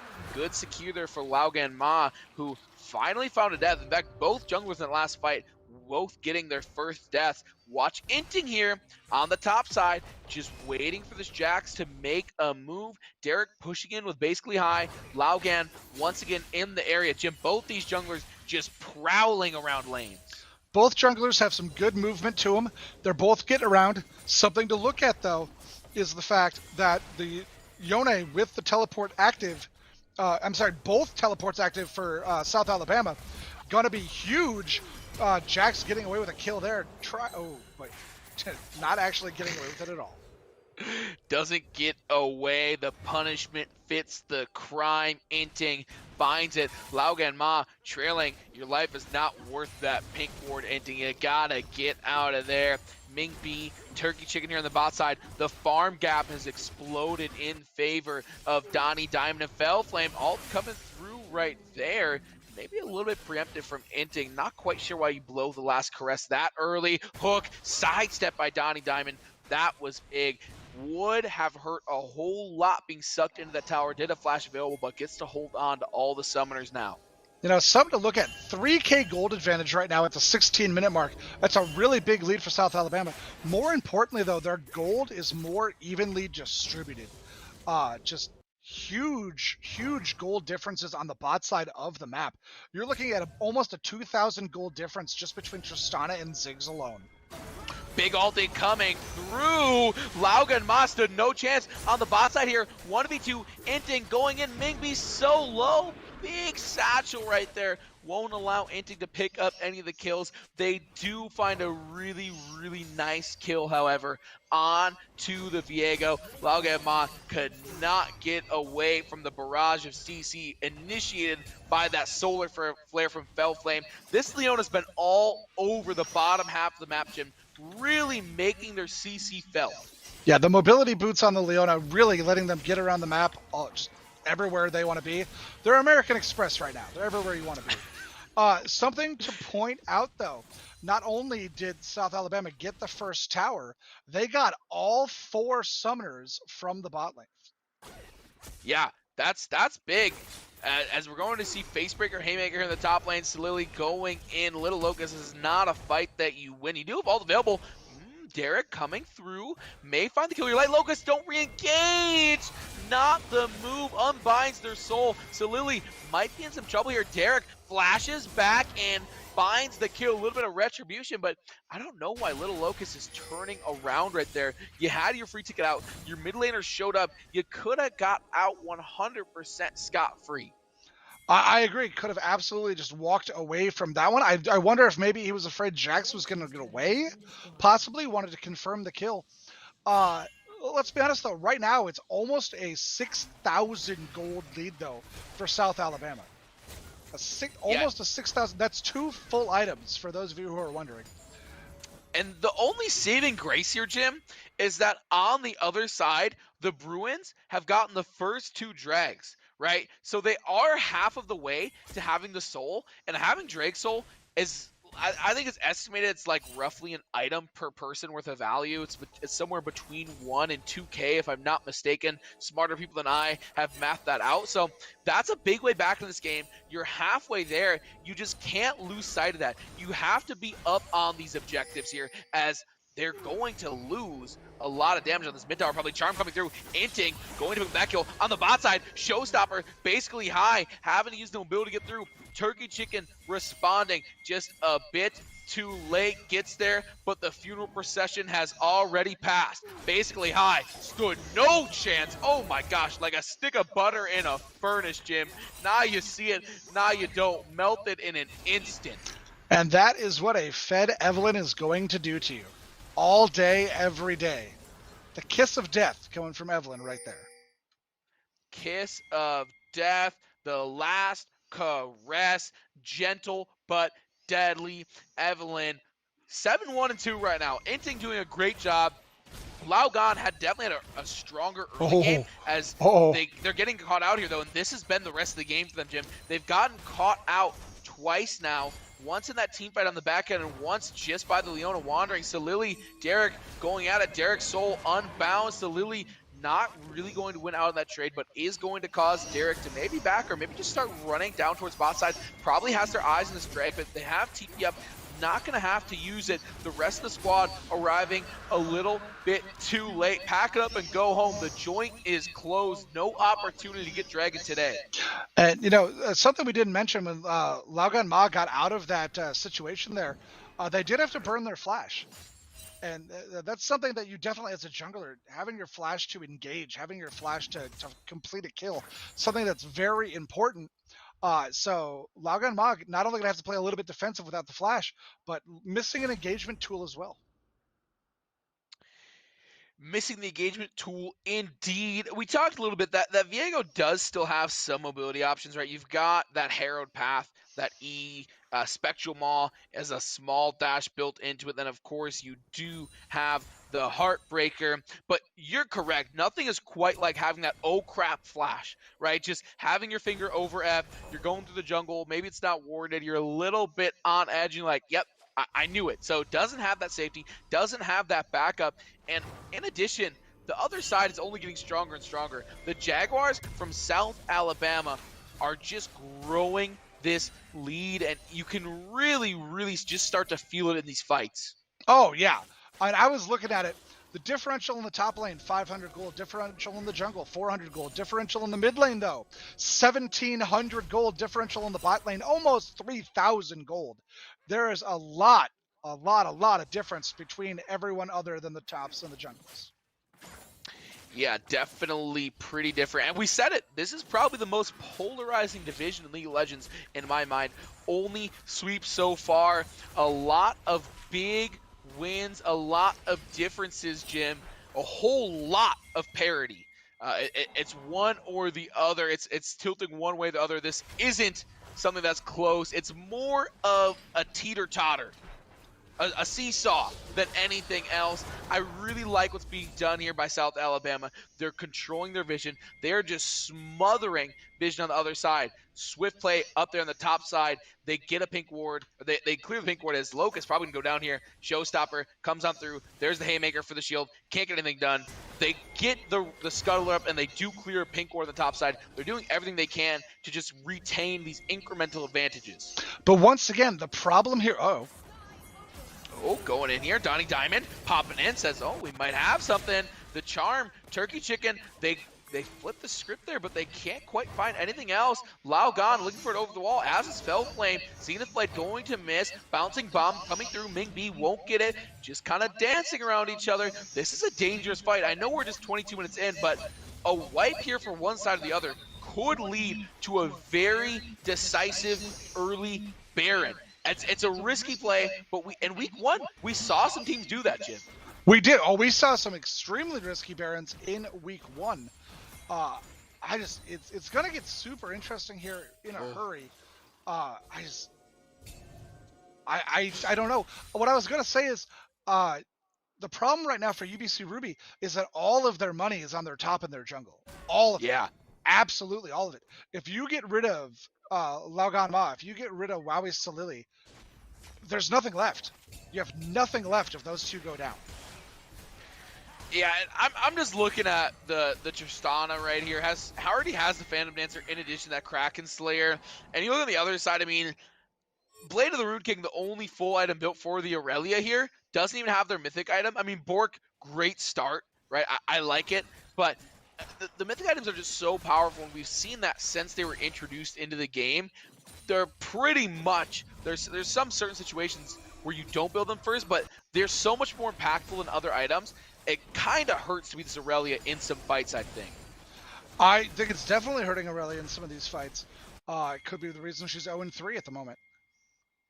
Yeah, not the hottest start for basically high. Maybe they were looking for high. We don't need basically high. We need actual high in this moment. The smothering continues. The Jaguars, look at this. Donnie Diamond, the ADC, putting in the work on the vision score. Takes it out. Fell Flame saying, hey, I wanted that. I don't see yes. Give me that. Doesn't matter. Donnie Diamond controlling the vision. 25 minutes in. South Alabama has come back with a roar, Jim. They got down 2 dragons early. It looked pretty even early on, and in that case, you usually tilt towards the side with the neutral objectives, but they stuck in it, and it looks like they're going to be able to rattle off a few dragons in a row. Tough to fight this team right now.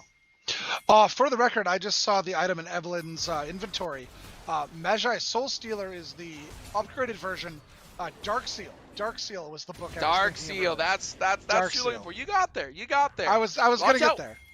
Teleport coming in here for both sides. We might see the fight. Fell Flame coming in. They're looking to ult somewhere. The Zenith Blade coming on through. They got him grouped up basically high. Going to go down early in this fight, or will they stay alive? Donnie Diamond shut down. That's a lot of the gold gone, but they get another 2 in return. The Jax going down, the Aurelia going down, and they're going to get a drag off of that. Looked good when you got rid of Donnie Diamond so early in that fight, but alas, they get 2 kills on the crackback. You're not going to contest drag with a 3v4.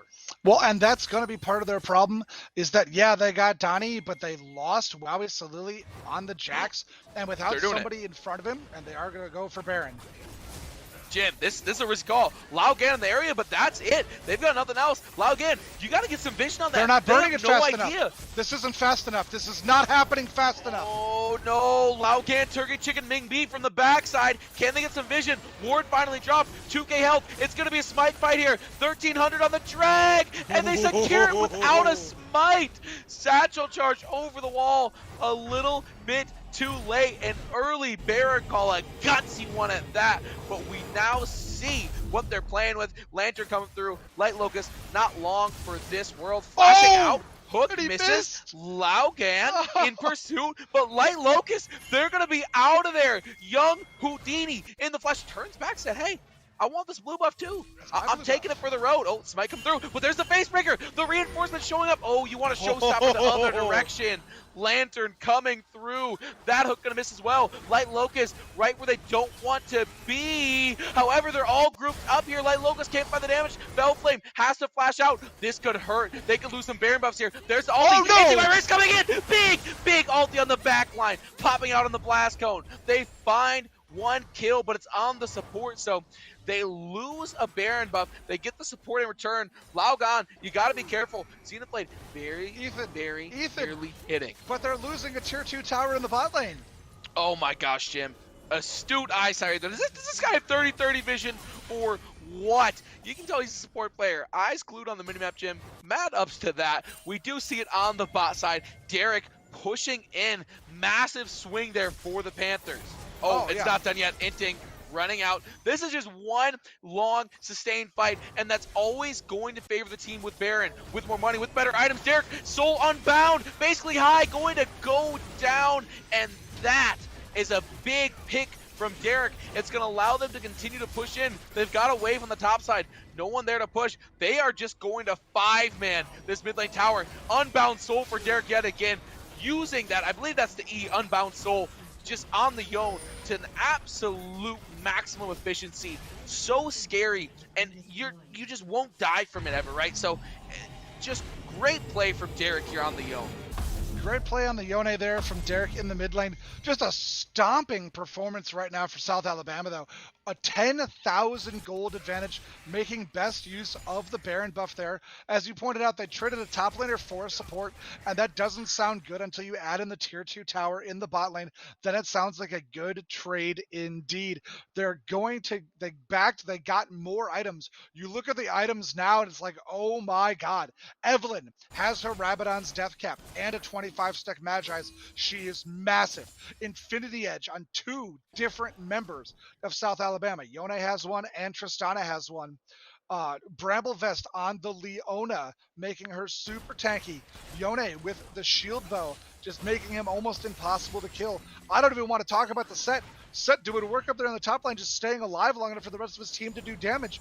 On the other side, you've got a lot of items, but you're just not going to see any of the damage they need coming through. Why don't we have one person pushing bot here? Why aren't we doing like a 4-0-1 type split? You've got supers in the mid lane. They're going to be a threat regardless. If you see someone pushing in bot tower, you're applying so much pressure. Instead, they're opting for a 4-1 here. Set in the mid side. We've still got 4 top. They're really smothering out this jungle, not allowing any resources to be gained. And that's going to further their near 10k gold lead. Backing under tower here. Salili going to stick around. Here's Laugan over the wall. They might be trying to find Derek. They finally have their wave, and this is dangerous. You can't stay under tower. I think this might spell doom for the whole team here. We'll see what the Bruins do. Laugan, big ulti coming through. Oh my gosh. Derek gets the kill. Bellflame, you are insane. Finger stays glued to that R button. So Lily might be in some trouble here. The whole team showed up. Turkey Chicken basically high. Gets deleted in a moment. So Lily looking for Donnie Diamond, but gets more than they bargained for. They thought they could just take a quick bite out of the ADC, but it was a little more than they could chew. And on the bot side of the map, Light Locust pushing in. Another inhibitor gone. They win the fight on the top side, and now all that's left are these Nexus towers. Oh my gosh, the BMTP coming through. Derek, no, not like this. An unceremonious finish. Light Locust, Haymaker, that's a lot of damage. Hook, Play, Fountain gonna do a lot of damage, but not enough. Light Locust going to stay alive, but none of it matters at all because game number 1 goes to the Jaguars. All right, now, Ethan, you got exactly what you asked for. And the reason they didn't have anyone pushing bot lane is because they wanted to show everyone possible in the top lane. They showed everyone there. They got the rotation from UBC Ruby. Everybody rotated up to the top side of the map and then heading through the jungle where they had cleared all the vision. Set got to the bot lane, and when the fighting started, he was already pushing on their tower in base. At that point, you had everybody jumping in. Yone with his 1,000,000 dashes, 200 years of gameplay design right there. Evelyn coming in with her absolute delete button. And yeah, they were under tower and it did not matter. 3 kills under a tower, which then fell, and the game ended.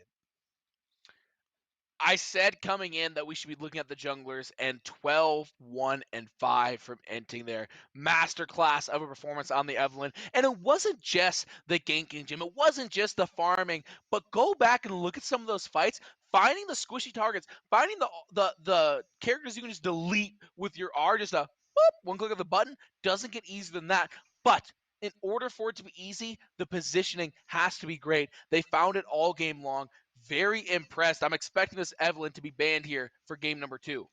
I absolutely think Evelyn's going to be banned in game number 2. Something to note, though, the Viego was 5-1 early on in this game. He did not score a kill or an assist in the last 11 minutes of the game. So we talked about junglers. We talked about junglers having agency.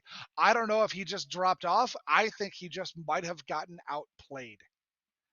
I think he may have gotten outplayed indeed. We're going to find out if some more of that is coming from the jungle. Game number 1 in the books. When we return, we'll have game number 2.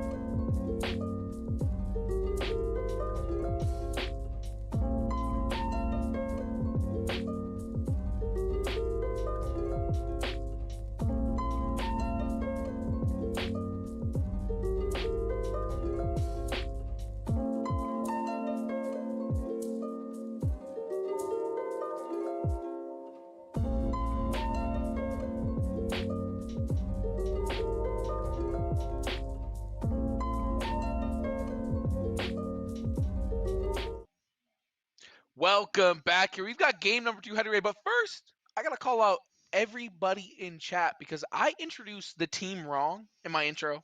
I referred to the team as the wrong team name the entire game, and I've been looking through chat and no one said nothing. I'm in chat. I'm with you. I'm in there. But this is indeed UBC, University of British Columbia, and not the Bruins. So, gotta set that straight. Jim, what are we looking at heading into game number 2 here?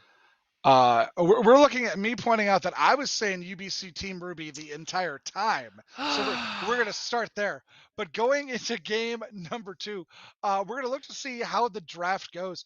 And we're going to see it right here. They're going to jump right in. Remember, they've already done it strategically. So we're just going to see them lined up top for top, jungle for jungle, mid for mid, all the way down. And we're going to see a couple of different faces. And we were talking earlier about how much AD we had seen. Not the case here in game number 2. Not the case at all. Evelyn did go first ban.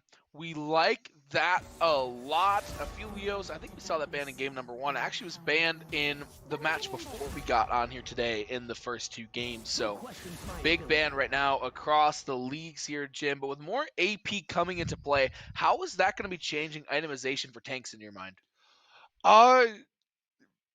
With the tanks that we normally see, it really depends on the tank. For some reason there was a problem. It could have been somebody lost the ability to do bans. The Riot client, we all know Riot Games, small independent company. Sometimes there's glitches in their client, so we'll have to wait for them to get back on it. But no, most tanks have their build, and only 1 or 2 items really change. Those 1 or 2 items will change depending on the opposing team. But if you look at most tanks, their core items are not going anywhere. So I don't really think it's going to be a huge change. You know, the way you talk about Riot, I think that you're paid by Dota. I think you're a Dota shill. Jim, you can be honest. This is a safe space. You can let us know if you work for a competing MOBA. It's okay. No, I do not work for Dota. You're the one who said the name. I didn't even say the name. But hey, no. but Dota, send the check. Yeah, right? But no, and everybody knows. It's the quiet jokes we make about Riot. The 200 years of gameplay design. Every time one of the new champions comes out, 200 years of gameplay design. And yeah, Riot Games, a little independent company, doesn't have the best client. Buggy game, can't balance their game. Got to rebalance it every 2 weeks. So no, we love them though. We love Riot Games. We love everything they're doing.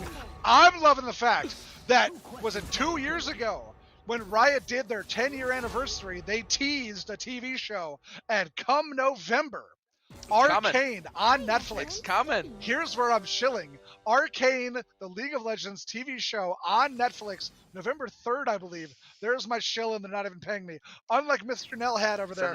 Send the check. Right. Send the check. All right. No check not required. To Jim. Send me the check. Yeah. At least I can get the team name. Hey, you shot MasterCard earlier in the cast. MasterCard, send the check. All right? No. All right? I said American Express because they're tagged. My bad, because everywhere you want to be. Everywhere you want to be. Everywhere I want to be right now is in this draft. As we see, they've switched sides. So UBC Ruby now on the blue side, or the left side as you're looking at draft. They're trading out a Jax for a Mordekaiser, and Tom Kench being traded into instead of the set. So a brand new top lane matchup. Ethan, I'm going to let you finish taking your drink before I pitch it over to you to talk about the top lane. You got to stay hydrated. I really like Tom Kench right now. We know how strong Tom is. Little tweaks to the ulti have been helping in closing gaps, albeit shorter gaps, and less of a, teleportation tool. It's more of a, you're 10 feet away? Cool. I'm 10 feet away as well, right next to you now. I really like the pick. The laning, actually pretty strong. Tom, not usually known as a strong laner since they changed how the Q works with the Devour stacks. You can no longer apply Devour with that tongue. That was quite some time ago, but with recent changes, Tom's actually a formidable laner. Not the only change here, Jim. My eyes are more on player changes as we do see Turkey Chicken being swapped out for FMZO there on support for UBC. Sorry, responding to our former producer in chat, not former, last week's producer in chat as he's calling me out for something, and I don't quite know what he's calling me out for.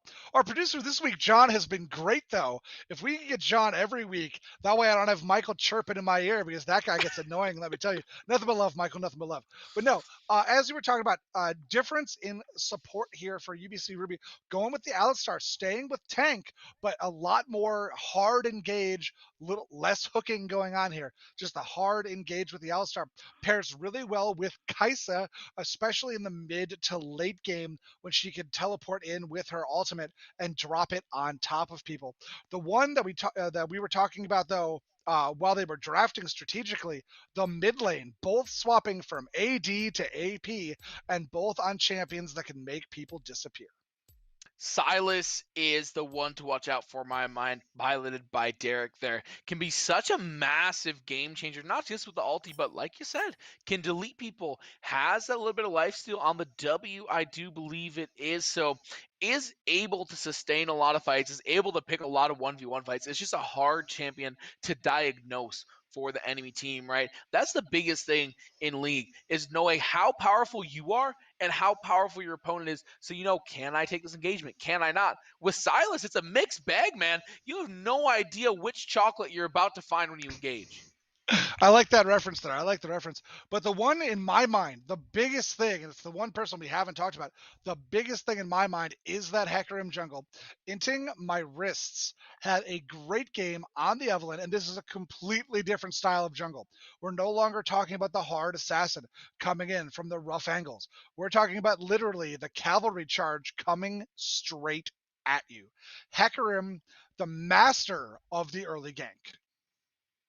Master of the early gank, and a champion that is very strong in the late game as well, right? Up, really, really up there with other champs. That's like, well, we've hit this late in the game, and we're probably just going to lose because they have a Hecarim, right? It feels sometimes akin to like Vladimir of Days Gone, where it's like, well, this champion builds items that are great, right? Just gold efficient items. This champion is super mobile. This champion does a lot of damage. So you put those two things together, and it's like, just so tough to be in the late game. I do like the Viego run back. Lauga and Ma, as you said, started 5-1 last game, was able to impact the bot lane in a lot of varied ways. I'm expecting a lot more activity here early on out of this Viego. And let's just see if he can keep it up. Like you said, he started 5-1 and then fell off the table. Let's see if he can keep it ahead of him here in game 2. Now, talking a lot about carries as we've got a minute left here. Who do you think is the hardest carry late game in League of Legends right now? Right now? Well, you know, it's got to be me on the Zillion, baby. That's it.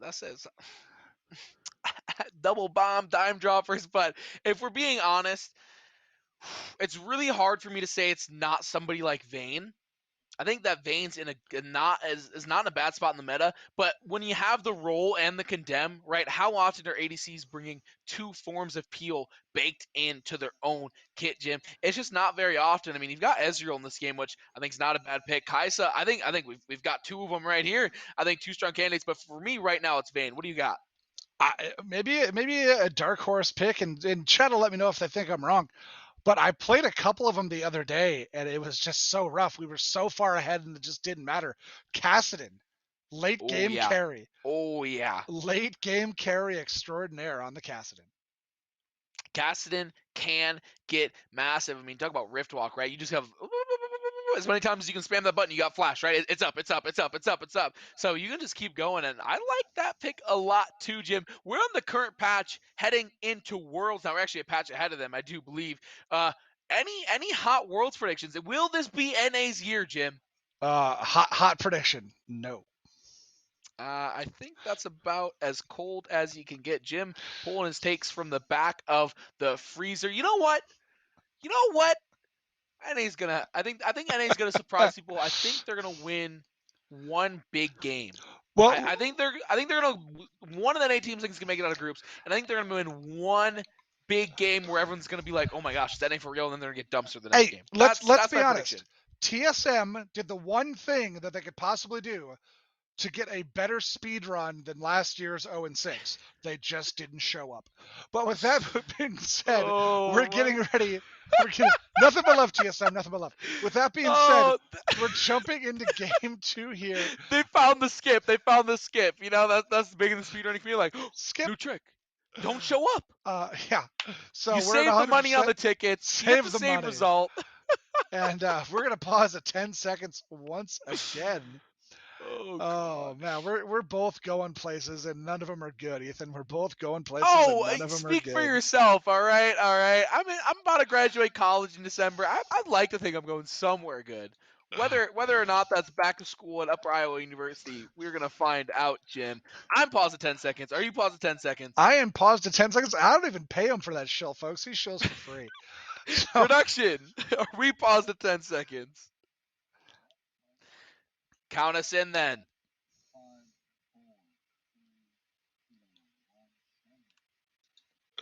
All right, so here we go. This time, UBC Ruby going to be on the blue side. South Alabama, the Jaguars going to be on the top. That means UBC Ruby going to be going uphill, as I like to say, from the bottom left to the top right, and opposing them down, coming downhill. I always liked coming downhill. Is the Jaguars. So a color swap here. And it looks like a 5-point for the Jaguars. Modified entrance guarding here as well on the side of UBC Ruby. I don't think we're going to see an invade. Neither one of these jungles really known for hot invades. So I think we're just going to see people hanging out. I do like... go ahead. I'd say I don't have anything important to say. I'm also a bigger fan of going downhill. Just being from Wisconsin, sledding is kind of our state recognized recreational activity. Big fan of going downhill. But if you've got actual analysis, you should go for it. I don't. I really don't. I think. All right. I think we all know. I think we all know that I don't have any actual analysis. Somebody in chat calling me out for being wrong about something. Yeah, you're gonna have to be more specific, man. I'm wrong about a lot. Or if you put the hashtag before it, it's valid every time. Hashtag Jim's wrong. Oh, my opinion on Cassidy. Gotcha. Okay. Bad opinion, Jim. Bad opinion, Jim. Makes me feel good. Makes me know that people are watching. There we go. In the mid lane, trading, trying to start already, basically high. Getting the first touch there against Derek. Second touch as well, as the farming simply continues. Both lanes actually just hanging out. And, it looked like Donnie and Fellflame kind of hanging up behind their wave, didn't want to show early, maybe trying to throw the fake out, maybe trying to let them think that they were leashing when in fact they were not. As Viego started on red buff and so did Hecarim. So it is split junglers right now, one top side, one bot side. We'll see if that continues. As a little bit of trading coming in here on the bot side. The directed camera tried to go mid lane for a second, decided not to. Now up in the top lane is Light Locust trying to do a little bit of bullying himself. Comes into the passive there from Wabi Salili on the Mordekaiser. Didn't seem to care. Potion dropped by the Mordekaiser. You'll see this game, no corrupting potions or on the top or the mid laner. So maybe they learned their lesson about trying to play too much for the early game. Or that refillable pot is going to turn into a corrupting pot there on Derek, but wanted to start with that Dark Seal, which is a decision I do highly respect. You just saw the strong laning out of Tom Kench on the top side. The Kench unbenched, unlog the frog, however you want to say it. Tom Kench looks great right now in current league. Never been happier to have him back in the top lane. Well, I'm not allowed to say on TV what I call Tom Kench, but I am not a fan, and I'll let you know it right now, Ethan. Well, Jim, I think you might be a fan of this gang. Laugon Ma making their way up top side. Yeah, he's in the river. Let's see if he actually goes all the way up. Not going to find anything there on the top side. You look back at that scoreboard, farm pretty even on the bot side and across the board. Of course, we are here early on. The only one I'd watch out for farm differential. Oh, and we're all evened up in the jungle. Once again, junglers determine so much of this game as Inting does pick up a scuttle there. And these two junglers, but especially Inting, can really get it done as we might see a double gank here mid lane. Yeah, we might see gank, counter gank here in the mid lane. Oh, Inting gets there first, gonna get stunned out, but basically High has to run away. They are too low to continue that fight. Inting gonna get a good trade there. and Derek gonna get some free farm. Basically high, has to back. Meanwhile, in the bot lane, fight starts as well. FMZVO, that one's not gonna be hard to say ever. Going in onto the Ezreal, getting the Ezreal flash as Ezreal had been ignited. And then Ezreal in the back throwing the circle, unable to pop it though. So the trading goes in favor of UBC Ruby on that one. Something we didn't talk about was the substitution. Turkey Chicken out FMZVO. Man, that's really not going to be hard to say. I'm gonna just say FM. It's like the radio. FM. It's all good all day long. But you're right. Substitution aside, we don't know much about FM here, Jim. But the one thing I will say is that I always do worry about subs just because you haven't been playing, right? You're a little bit cold. The turkey was already hot when they were in. Not a big fan of pulling them. Yeah, and that's an interesting call because Turkey Chicken was not the problem in that last game. Not at all. Yeah. All right, so absolutely couldn't agree more. But Enting coming in here, they might try to find a gank. Watch out, devastating charge is so big, displaces enemies. There's the in. Lau's there. Fellflame came in. Inting is in. Oh, FMZVO gonna be in a little bit of trouble. Gonna make it out. They are on fire, but I think they have the healing to survive. Just barely there. Something else to mention last game. Oh, as Ming B not done yet. Donnie Diamond living on the edge, barely makes his way out. Something though that we hadn't talked about is that heal. Ming B has heal this time around, not running the cleanse. And Ignite on FMZVO, and not running Exhaust. And a return gank coming in from Inting. Fellflame goes in on Ming B. They're not going to quite have everything they need. Fellflame ran out of mana. Derek, though, trying to get a kill in the mid lane. Gets a flash for a flash. Not going to be able to hit the final ability. First blood, though, going to Inting my wrist on the Hecarim as they basically made a big circle, came back through Tribush, and ganked the bot lane once again. Yeah, beautiful play there by Inting. Devastating charge into the Rampage. So much displacement, so much damage. FM caught out of position. Derek not able to finish off basically high there in the mid lane. Looked like they had it. The ability is, I think it's the W, it's called Kingslayer, where you get some of that health back, doing also a lot of damage. Just wasn't quite enough to finish off here. You see FM looking for a gank here, a bit of a sandwich. Derek popping out. And just unfortunate there that basically high, they will get there, never mind. Basically high will definitely get there in time, and I think Derek is going to go down. He is ignited, and that it will be FMZVO on a great roam there to the mid lane. Ties it back up in the kill department. But unfortunately, FMZVO got the kill. Couldn't put the kill onto basically high. Might come back to haunt them just a little bit. We're talking though, a bit of a shift on the farm, as farm advantage in the bot lane going to Mig B right now. Yeah, the farm advantage there is big, and it's going to be unfortunate, the last tick of that Ignite. It's interesting that the farm advantage is this big. It's not something I would expect with FM roaming mid, right? So out of lane, you think Ming B's going to get bullied, but that's not the case. The Kaisa just really strong right here. Fellflame coming in here, Jim. There it is. They get knocked away, though. Good peel from FMZVO for the Kaisa, knocking Fellflame away, taking the crowd control, and then getting the knock away. Donnie Diamond just not able to get the damage they need down. Just not able to find the damage they need. Luckily for them, though, they are able to pick up some farm, not drop any further behind. So FMZVO doing a very good job countering the Leona, saving their abilities for when the Leona comes in, and doing a really good job of peeling here for Ming B. And Ming B, for their credit, is dealing the damage where the damage needs to get dealt. Looking for another skirmish somewhere around the map here. Viego at Drake early, and it looks like he has started the Drake. He's in the dark there. USA does not know that he is there. He's calling for assistance. Silas is kind of hanging out. Nobody knows he's there. This is completely in the dark. Great play there from the UBC Ruby jungle. And actually on the top lane, Light Locust might go down here. Jim has to flash away, so Lily, hot pursuit, flashes to respond. Light Locust turns around, gets a little bit of health. Oh my gosh, the eat, but it's not going to be enough. Not quite enough there. Quick kill for Wowie Salili in the top lane. Laugon Ma goes bot lane. Fell gonna go down, and I don't think they're gonna try. Sorry, I've been watching too much Rav. Looking for the banana on that. It is not banana shaped on that skin though. As Inting comes in, looking to get some help. Inting able to take out Kaisa, Ezreal able to re-engage on the Alistar. So what was a really great gank coming out of UBC Ruby turns into an even better counter gank as Inting Myris gets there just in time with the Hecarim to help the double. One for him, one for Ezreal. South Alabama turned a bad thing into a great thing, Jim. That's like when you go into that dive restaurant and there's cockroaches on the wall and you're like, ooh, I want to get out of here.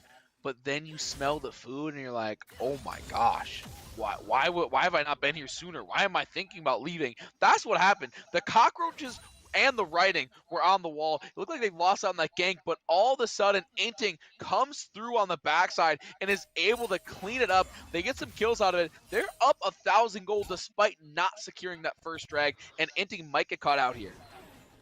Knocked away by the Alistar, but however, basically High couldn't take advantage. The fight continues here, and they're just going to walk out. Just couldn't take advantage of it. Could basically High. Too much reposition possibly from the Alistar. I think basically High wasn't looking to have to go back into the Raptor pit. Yeah, definitely awkward positioning right there. Nothing does come. A bit of some pinging here on the bot side. Keep your eyes on that as we do see a fight up top here. Little Locust might be in a little bit of trouble. A lot of trouble here as Laugan Ma shows up. Gonna have to try to just straight run away from that. Laugan Ma not gonna try to dive him. As we see a fight in the mid lane though, a lot of abilities coming out there. Derek trying to do work, will not be able to take it all the way. Didn't have enough lifesteal there. Basically High gets a solo kill there in the mid lane. Might be what they need. They were the only lane down farm. So now they'll be able, they got their money, they got their ill-gotten gains, gonna be able to go turn it into items. Come back and get some farm. That was such a big kill. We talked about how basically High struggled last game. I believe ended with a KD of 0.63, something in that neighborhood. It was definitely 0.6. Don't remember the assist number. So getting that kill solo has to feel good, has to feel liberating. Going up against Derek saying, yeah, I can lane against you. I can get kills against you. I'm not the inferior player. I had a bad showing. That's going to do wonders, not only on the scoreboard, Jim, but also for the confidence. Absolutely going to do great things for the confidence. As minor skirmishes all over the map right now, it looks like trying to look maybe like they were looking at Rift Herald up there, but saw that the scuttle belonged to UBC Ruby, couldn't quite go for Rift Herald. However, Inting looking top lane, looking for that Mordekaiser kill. And the last thing that UBC Ruby wants to see, the last thing, is a fed Hecarim. But taking their time, waiting up there, fight maybe in the bot lane here. Fellflame took a lot of damage, but the engage did not come through.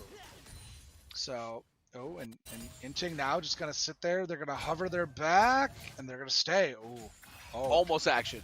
Almost action ever. Everyone Here it comes. Here it is. Here it is. Inting coming in, gets a really good move there. Taken into the Death Realm. I can't tell which one of them is in the Death Realm. It's Inting that's in the Death Realm. They're most likely going to go... No, they're able to get out at the very last minute. Fighting in the bot lane as well. Fellflame is going to go down here. They will go down to Kaisa. But however, Tom Kench will get the kill in the top lane. Wowie Salili goes down to what turns into a decent gank.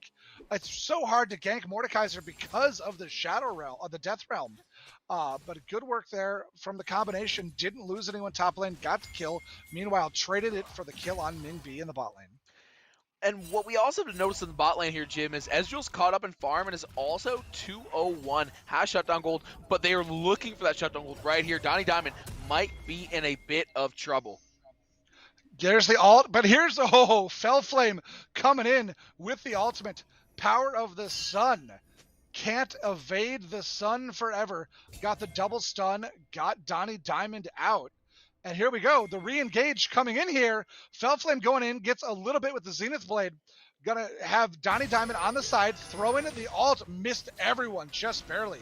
What was that hitbox? I think they might want their money back on that one. 4v4 here at the Dragon Pit. Wowie Solidly does have teleport. Light Locust does not. And they're looking like they might want this fight. They have aggroed onto the Drake. And it looks like they're going to try to pull it out. And Alistar back, so the engage missing for UBC Ruby at the moment. We're seeing the top lane fight because nobody engaged at the Drake. Free Drake going over the way of USA. Yeah, and UBC just forgot their sunblock today. Solar Flare doing so much. Fellflame has been on target both games now, back-to-back games on this Leona, really harnessing every ounce of CC that character has. As we said earlier, it's like a tattoo. The CC's intrinsic to the character. You have to play to its strengths. It's etched into who Leona is, and as a result, it's etched in to Fellflame's play today. Yeah, Fellflame has been on point today. I don't know why chat has absolutely been flaming us for the past couple of minutes here. So I'm trying to figure out what we did wrong, Ethan. I'm trying to figure out what we did wrong. Turkey Chicken, how's it going in the chat? Love to hear your take on what's going on in this one. So more skirmishing going on here. A lot of action has been in the top lane. Although we can see 3 on the minimap roaming here. Look at the vision control outside of Rift Herald currently for South Alabama. Oh no, Jim. This might result in something. Salili getting gone in on here.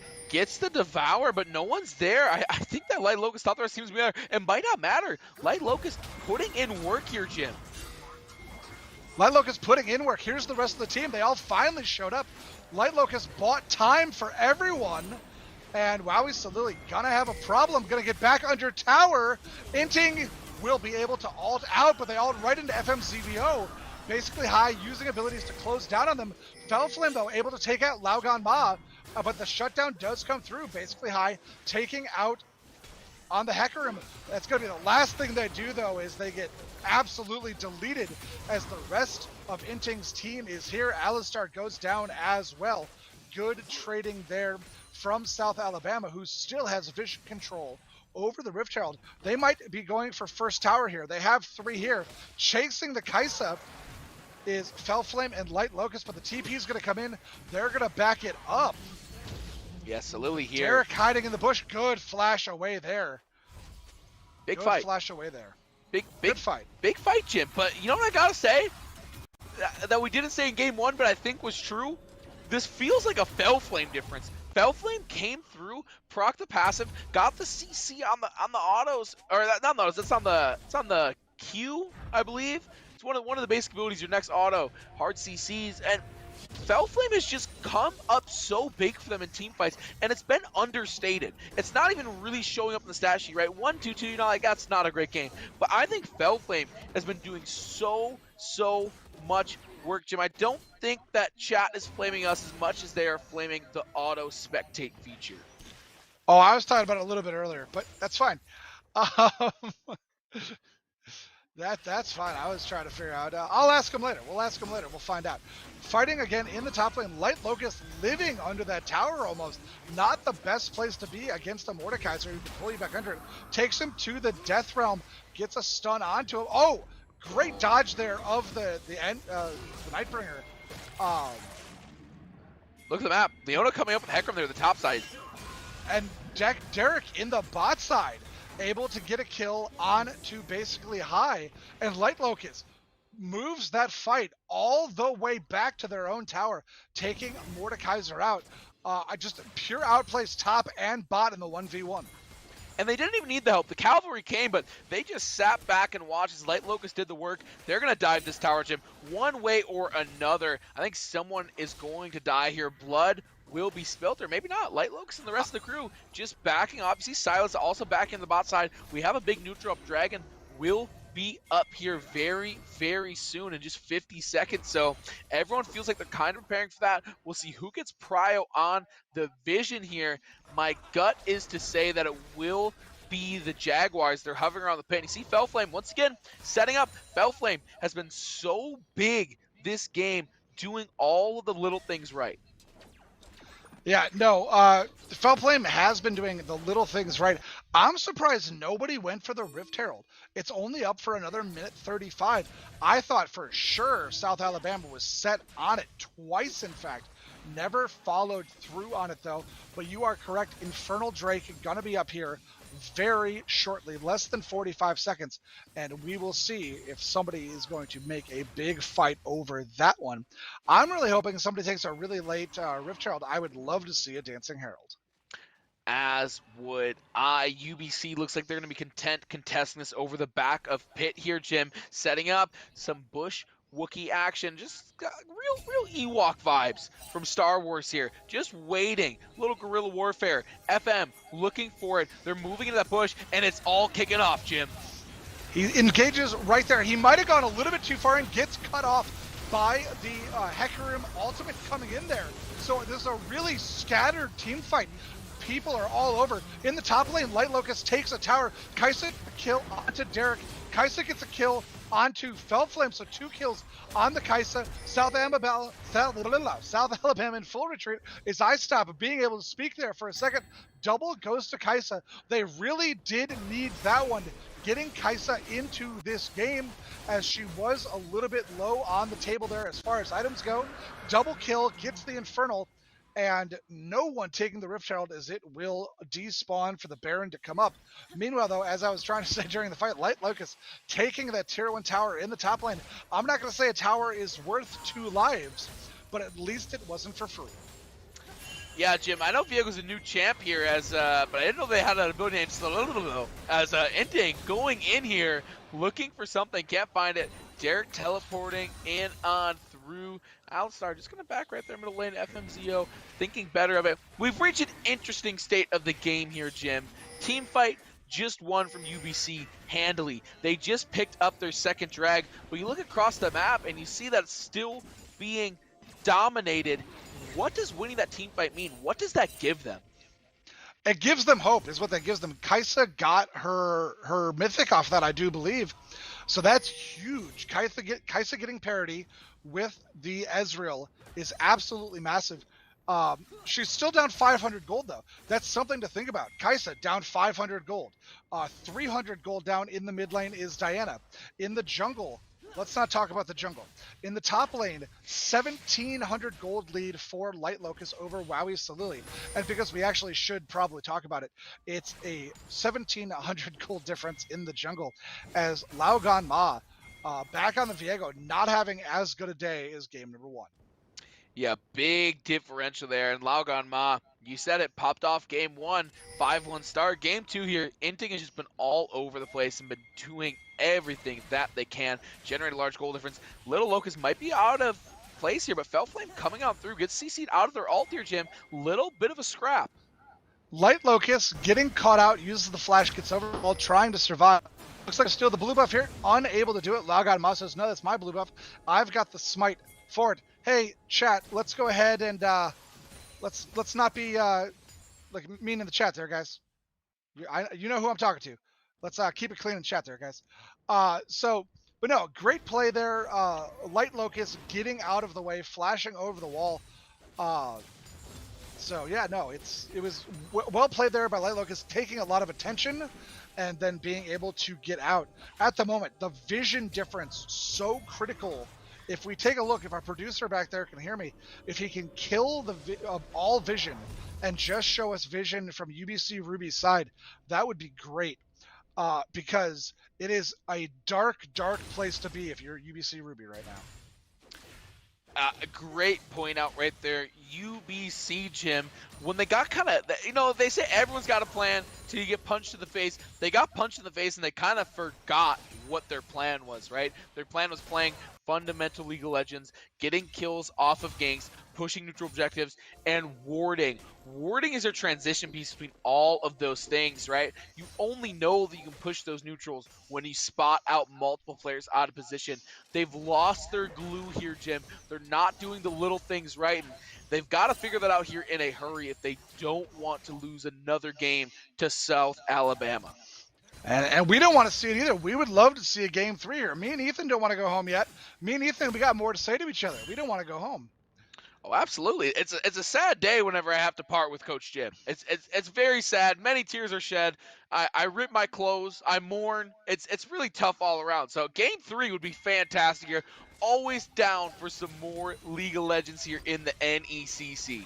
Speaking of down, UBC Ruby currently down 2 towers. I don't believe they took a tower in game 1 either. So at the moment, still looking for their first tower fall of the match. Still about a 4,000 gold lead here as we get to the 24-minute mark.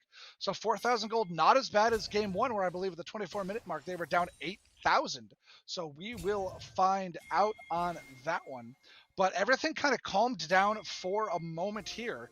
As we take a look, everyone has their mythic at this point, secondary items on a couple of people. And we will see something to point out, though. Oh, 4 level difference. Oh, there we go. Going in here, there's the engage. Wait, the counter engage coming. There is Inting on the Hecarim, able to knock the Kai'Sa out of the fight. Viego goes down first. Ming B on the Kai'Sa being chased. They'll go down as well. I heard a couple of flashes come out. I think Donnie Diamond was one of them. No, Felflame was one of them trying to survive. Felflame goes down, as does FMZVO, so both supports out of the game at the moment. Woe Salili goes down, as does the Mordekaiser. It's a full ace there. A 2 for 3. No, I take that back. A 1 for 5. My math was so wrong. A 1 for 5 there. And that could be the first nail that goes into the coffin here of UBC Ruby, as that's going to be a Drake, and that will most likely be a Baron as well here, Ethan. Welcome to the slaughterhouse. Inting got in there, used the E, used the R, and then just went absolutely ham on the Q. Rampage after rampage after rampage after rampage. So much damage coming through on the Hecarim, just leading the charge gem. It was a thing of beauty seeing that onslaught of shadows come through. We might see an attempted steal here from Laugan Ma. Might see an attempted steal. Goes into it. Looking for it, and he gets it! And he gets it! Laugan Ma steals the Baron. That's all he gets for the moment. Pays for it with his life, as does FMZVO, as does Ming B on the Kai'Sa. So they steal the Baron, and at this point, it's more of a denial as 3 members of UBC Ruby go down. They're still probably going to lose at least 1 tower here just on the respawns, but denying the Baron for an even bigger push. And once again, I just cannot talk tonight, Ethan. Hello, officer. I'd like to report a robbery. Laugan Ma not having the greatest game here in game number 2, but still showing up, still putting on for UBC. Says, you know what? Being in Canada is not all about being nice. Give me that Baron. It was a great use of the abilities to get into the pit, just unable to be crowd controlled away from it. Just great use there, as well as Salili trying to come in here on Inting. Something to note, the supports doing support things are so under-leveled right now. It's kind of hard to watch when the supports they're both engaged supports. They both end up in the middle, and they're both 3, 4, or 5 levels down on the people they're going into. Yeah, and you touched on it a little bit. I don't want to move on from Laugan's play just yet. Using that Herald path to pop the mist up, and is able to sneak in undetected. They tried to find the CC gem, but you just can't hit what you cannot see, and they're finally going to crack a tower here. Inting, Belflame can do nothing to stop it. They steal the Baron, they plant the seeds, and they reap the rewards. Absolutely, they did there. The only downside to that was that when Laugan Ma, man, I'm going to get a name right one of these days, Ethan. When Laugan Ma went in there, he should have gone in alone. There was no way they were going to take the fight after the Baron steal. Losing 2 members of the team after the steal really did hurt them, and meant that they could only really push 1 lane with the Baron buff. Yeah, a little bit over-eager, but at the end of the day, they got to be happy with the results. You're down 8k gold. Taking away a neutral objective is so big, and we kind of got a repeat of last game with the Dragons. I think we won a 2-0, and now it's 2 straight Dragons for the Jaguars. UBC just cannot hold on to a neutral objective lead, so getting that Baron is all that much bigger, Jim. Wrestling that away, saving your towers, you're buying yourself time, which is exactly what you need to be doing in this game. It is. Unfortunately for them, Inting My Wrist having another great game. 8-1-5 currently on the Hecarim. And let's not forget to talk about Donnie Diamond down there in the bot lane. Somehow, after all the ganks, after all the team fights, still deathless 3-0-7 on that Ezreal. Perfect KDA, Jim. That's right. You can send the gank. You can send the double gank. You can send the counter gank. You can have an engagement where you can do all you want, but I'm not going to die like Ming B might here on the top side. Speaking of engagement, caught out Ming B. Okay, I was going to say, if they got out of that one, I was going to call up my agent, tell him I found the next magician for the act. Ming B, unfortunately, though, unable to get out there. They did grab high cooldown abilities, though, from both Hecarim and from Fellflame. But it was worth it there for the pick. FMZVO comes in right here, gets them under tower. Tower trying to do some work. I think Light Locust had the tower aggro, so just wasn't taking the damage. Tower not doing everything they needed to as they lose Lao Ganba. They lose basically high. FMZVO trying to get out, just being denied exit there by Inting My Wrist, who's going to get caught into the death realm here with Wowie Solili. But the rest of the team going to fight through the tower as they're going to try to come to his rescue.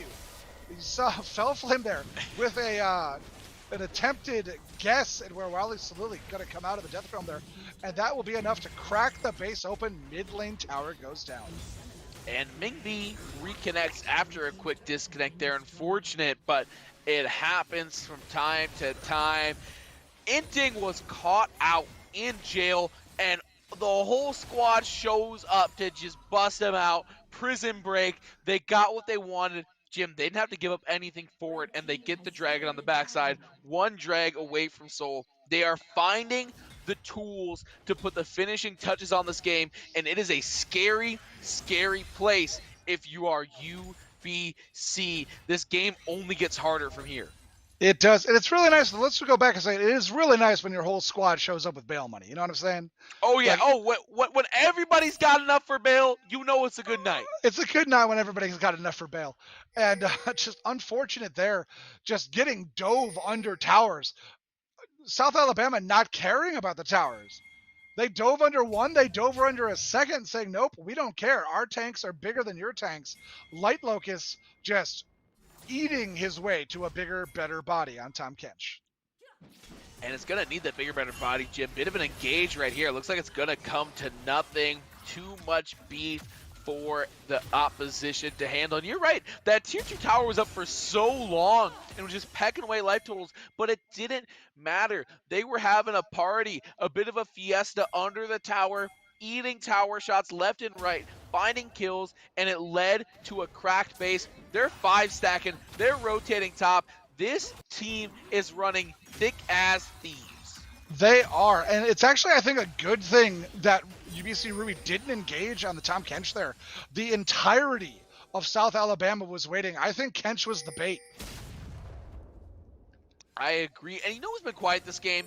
We talked about the Diana a little bit pregame. As Jim, I'm going to toss it over to you. We've got a Baron call right here. Keep your eyes on Derek on the top side of your screen. Gets the Alistar ulti. Probably not what they wanted from Hijack. Nope, and Fellflame comes in, only gets one with the Solar Flare. Inting comes in on the side. This is not the best engagement here from South Alabama. They're too spread out.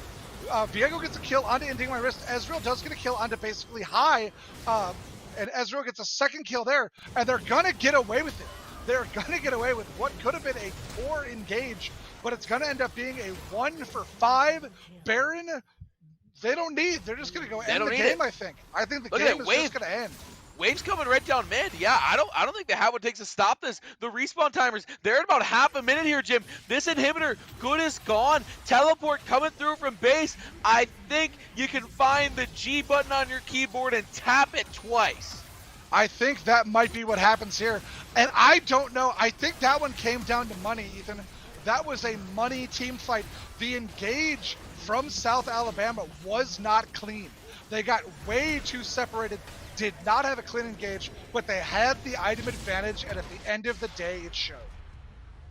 It did indeed show. South Alabama improves to 1-1 on the season with an impressive sweep, and this remains one of the most polarizing divisions here in League of Legends for the NECC. Whole lot of sweeps, not a whole lot of games. You said it best there. They got the early lead and they banked on it. That was their insurance for the last fight. Poor engagement right here. This was the difference right here. They had the items. Of course, my wallet's empty being in college. So the money difference. The money difference. Oh, yeah. The money talks all day. All day money talks. Donnie Diamond, who did not have the greatest game. Not a bad game in game one, but not the greatest game in game one. 6 0-10. Perfect KDA. I believe they also had, no, they did not have top farm. Ming B had top farm. What do you know? And actually, Inting My Wrist had top cash. Donnie Diamond, though, coming up big at the end there, getting the double to secure that team fight off the bad engage. And you know what? Soon it should be Donnie Challenger, right? With that type of play, you got to be rising up from the ranks. Gonna leave Diamond in the dust here sooner rather than later. Jim, South Alabama taking care of business against UBC. Any closing thoughts on what we just saw? Oh man. I was not expecting that tonight. I'll be honest. I was absolutely not expecting it. We talked about it a little bit. I can't remember if it was on stream. I think it was off stream. We talked about the fact that both junglers were actually the lowest ranked as far as the ranks we saw go on both teams. Both junglers gold 1. Highest ranked person in that match, Wowie Salili, and I still hope I'm saying that correctly. The only diamond member in that match, everybody else was platinum.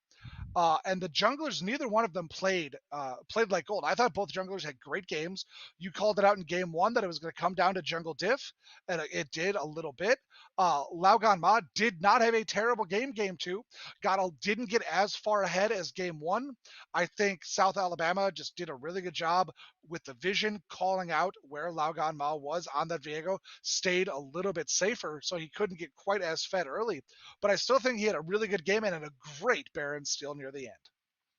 Yeah, the Baron steal was so big on the Viego, but it just was too little, too late. They couldn't quite put up the fight that they needed, and game goes over to the Jaguars. I'm excited to see what they do with the rest of their season. Jim, you've got exciting news. You've got a Twitter handle. What is it? I don't know if that's exciting news. It's exciting news! I think me having a Twitter handle is something I should have had a long time ago, Ethan. So I don't think it's really exciting. But Coach Jim has Twitter now at Coach_Jim L. If you want to tweet at me, feel free. I will try to respond. Don't hold your breath. We'll see. We'll see if I can get back into it. Just to show my age here, Ethan, I was a junior in college when Twitter began. Jim, you don't have to do that to yourself. I was a junior in college. You didn't have to do that to yourself, Jim. I'm old. I am very old. You didn't have to. You know what? If hashtag dad bod god and or hashtag the pants, we can get that little trending on Twitter. Jim and I will do a shirtless stream. That's all. I've confirmed it. Don't ask the commissioner. Nobody wants Don't to ask see the that. staff. Don't ask the NECC. It's a promise right here, right now. And with that, we're gonna end the stream. Just a little tease. You know, you might see a little shoulder one day or another. Hopefully, it will be sooner rather than later. From everybody here at the NECC, thank you to production in the back of house, really in our headsets here. Thank you to Jim. Thank you to everybody in Twitch chat and the 2 teams that play. This is where college esports lives, and we will see you next Friday for some more League of Legends.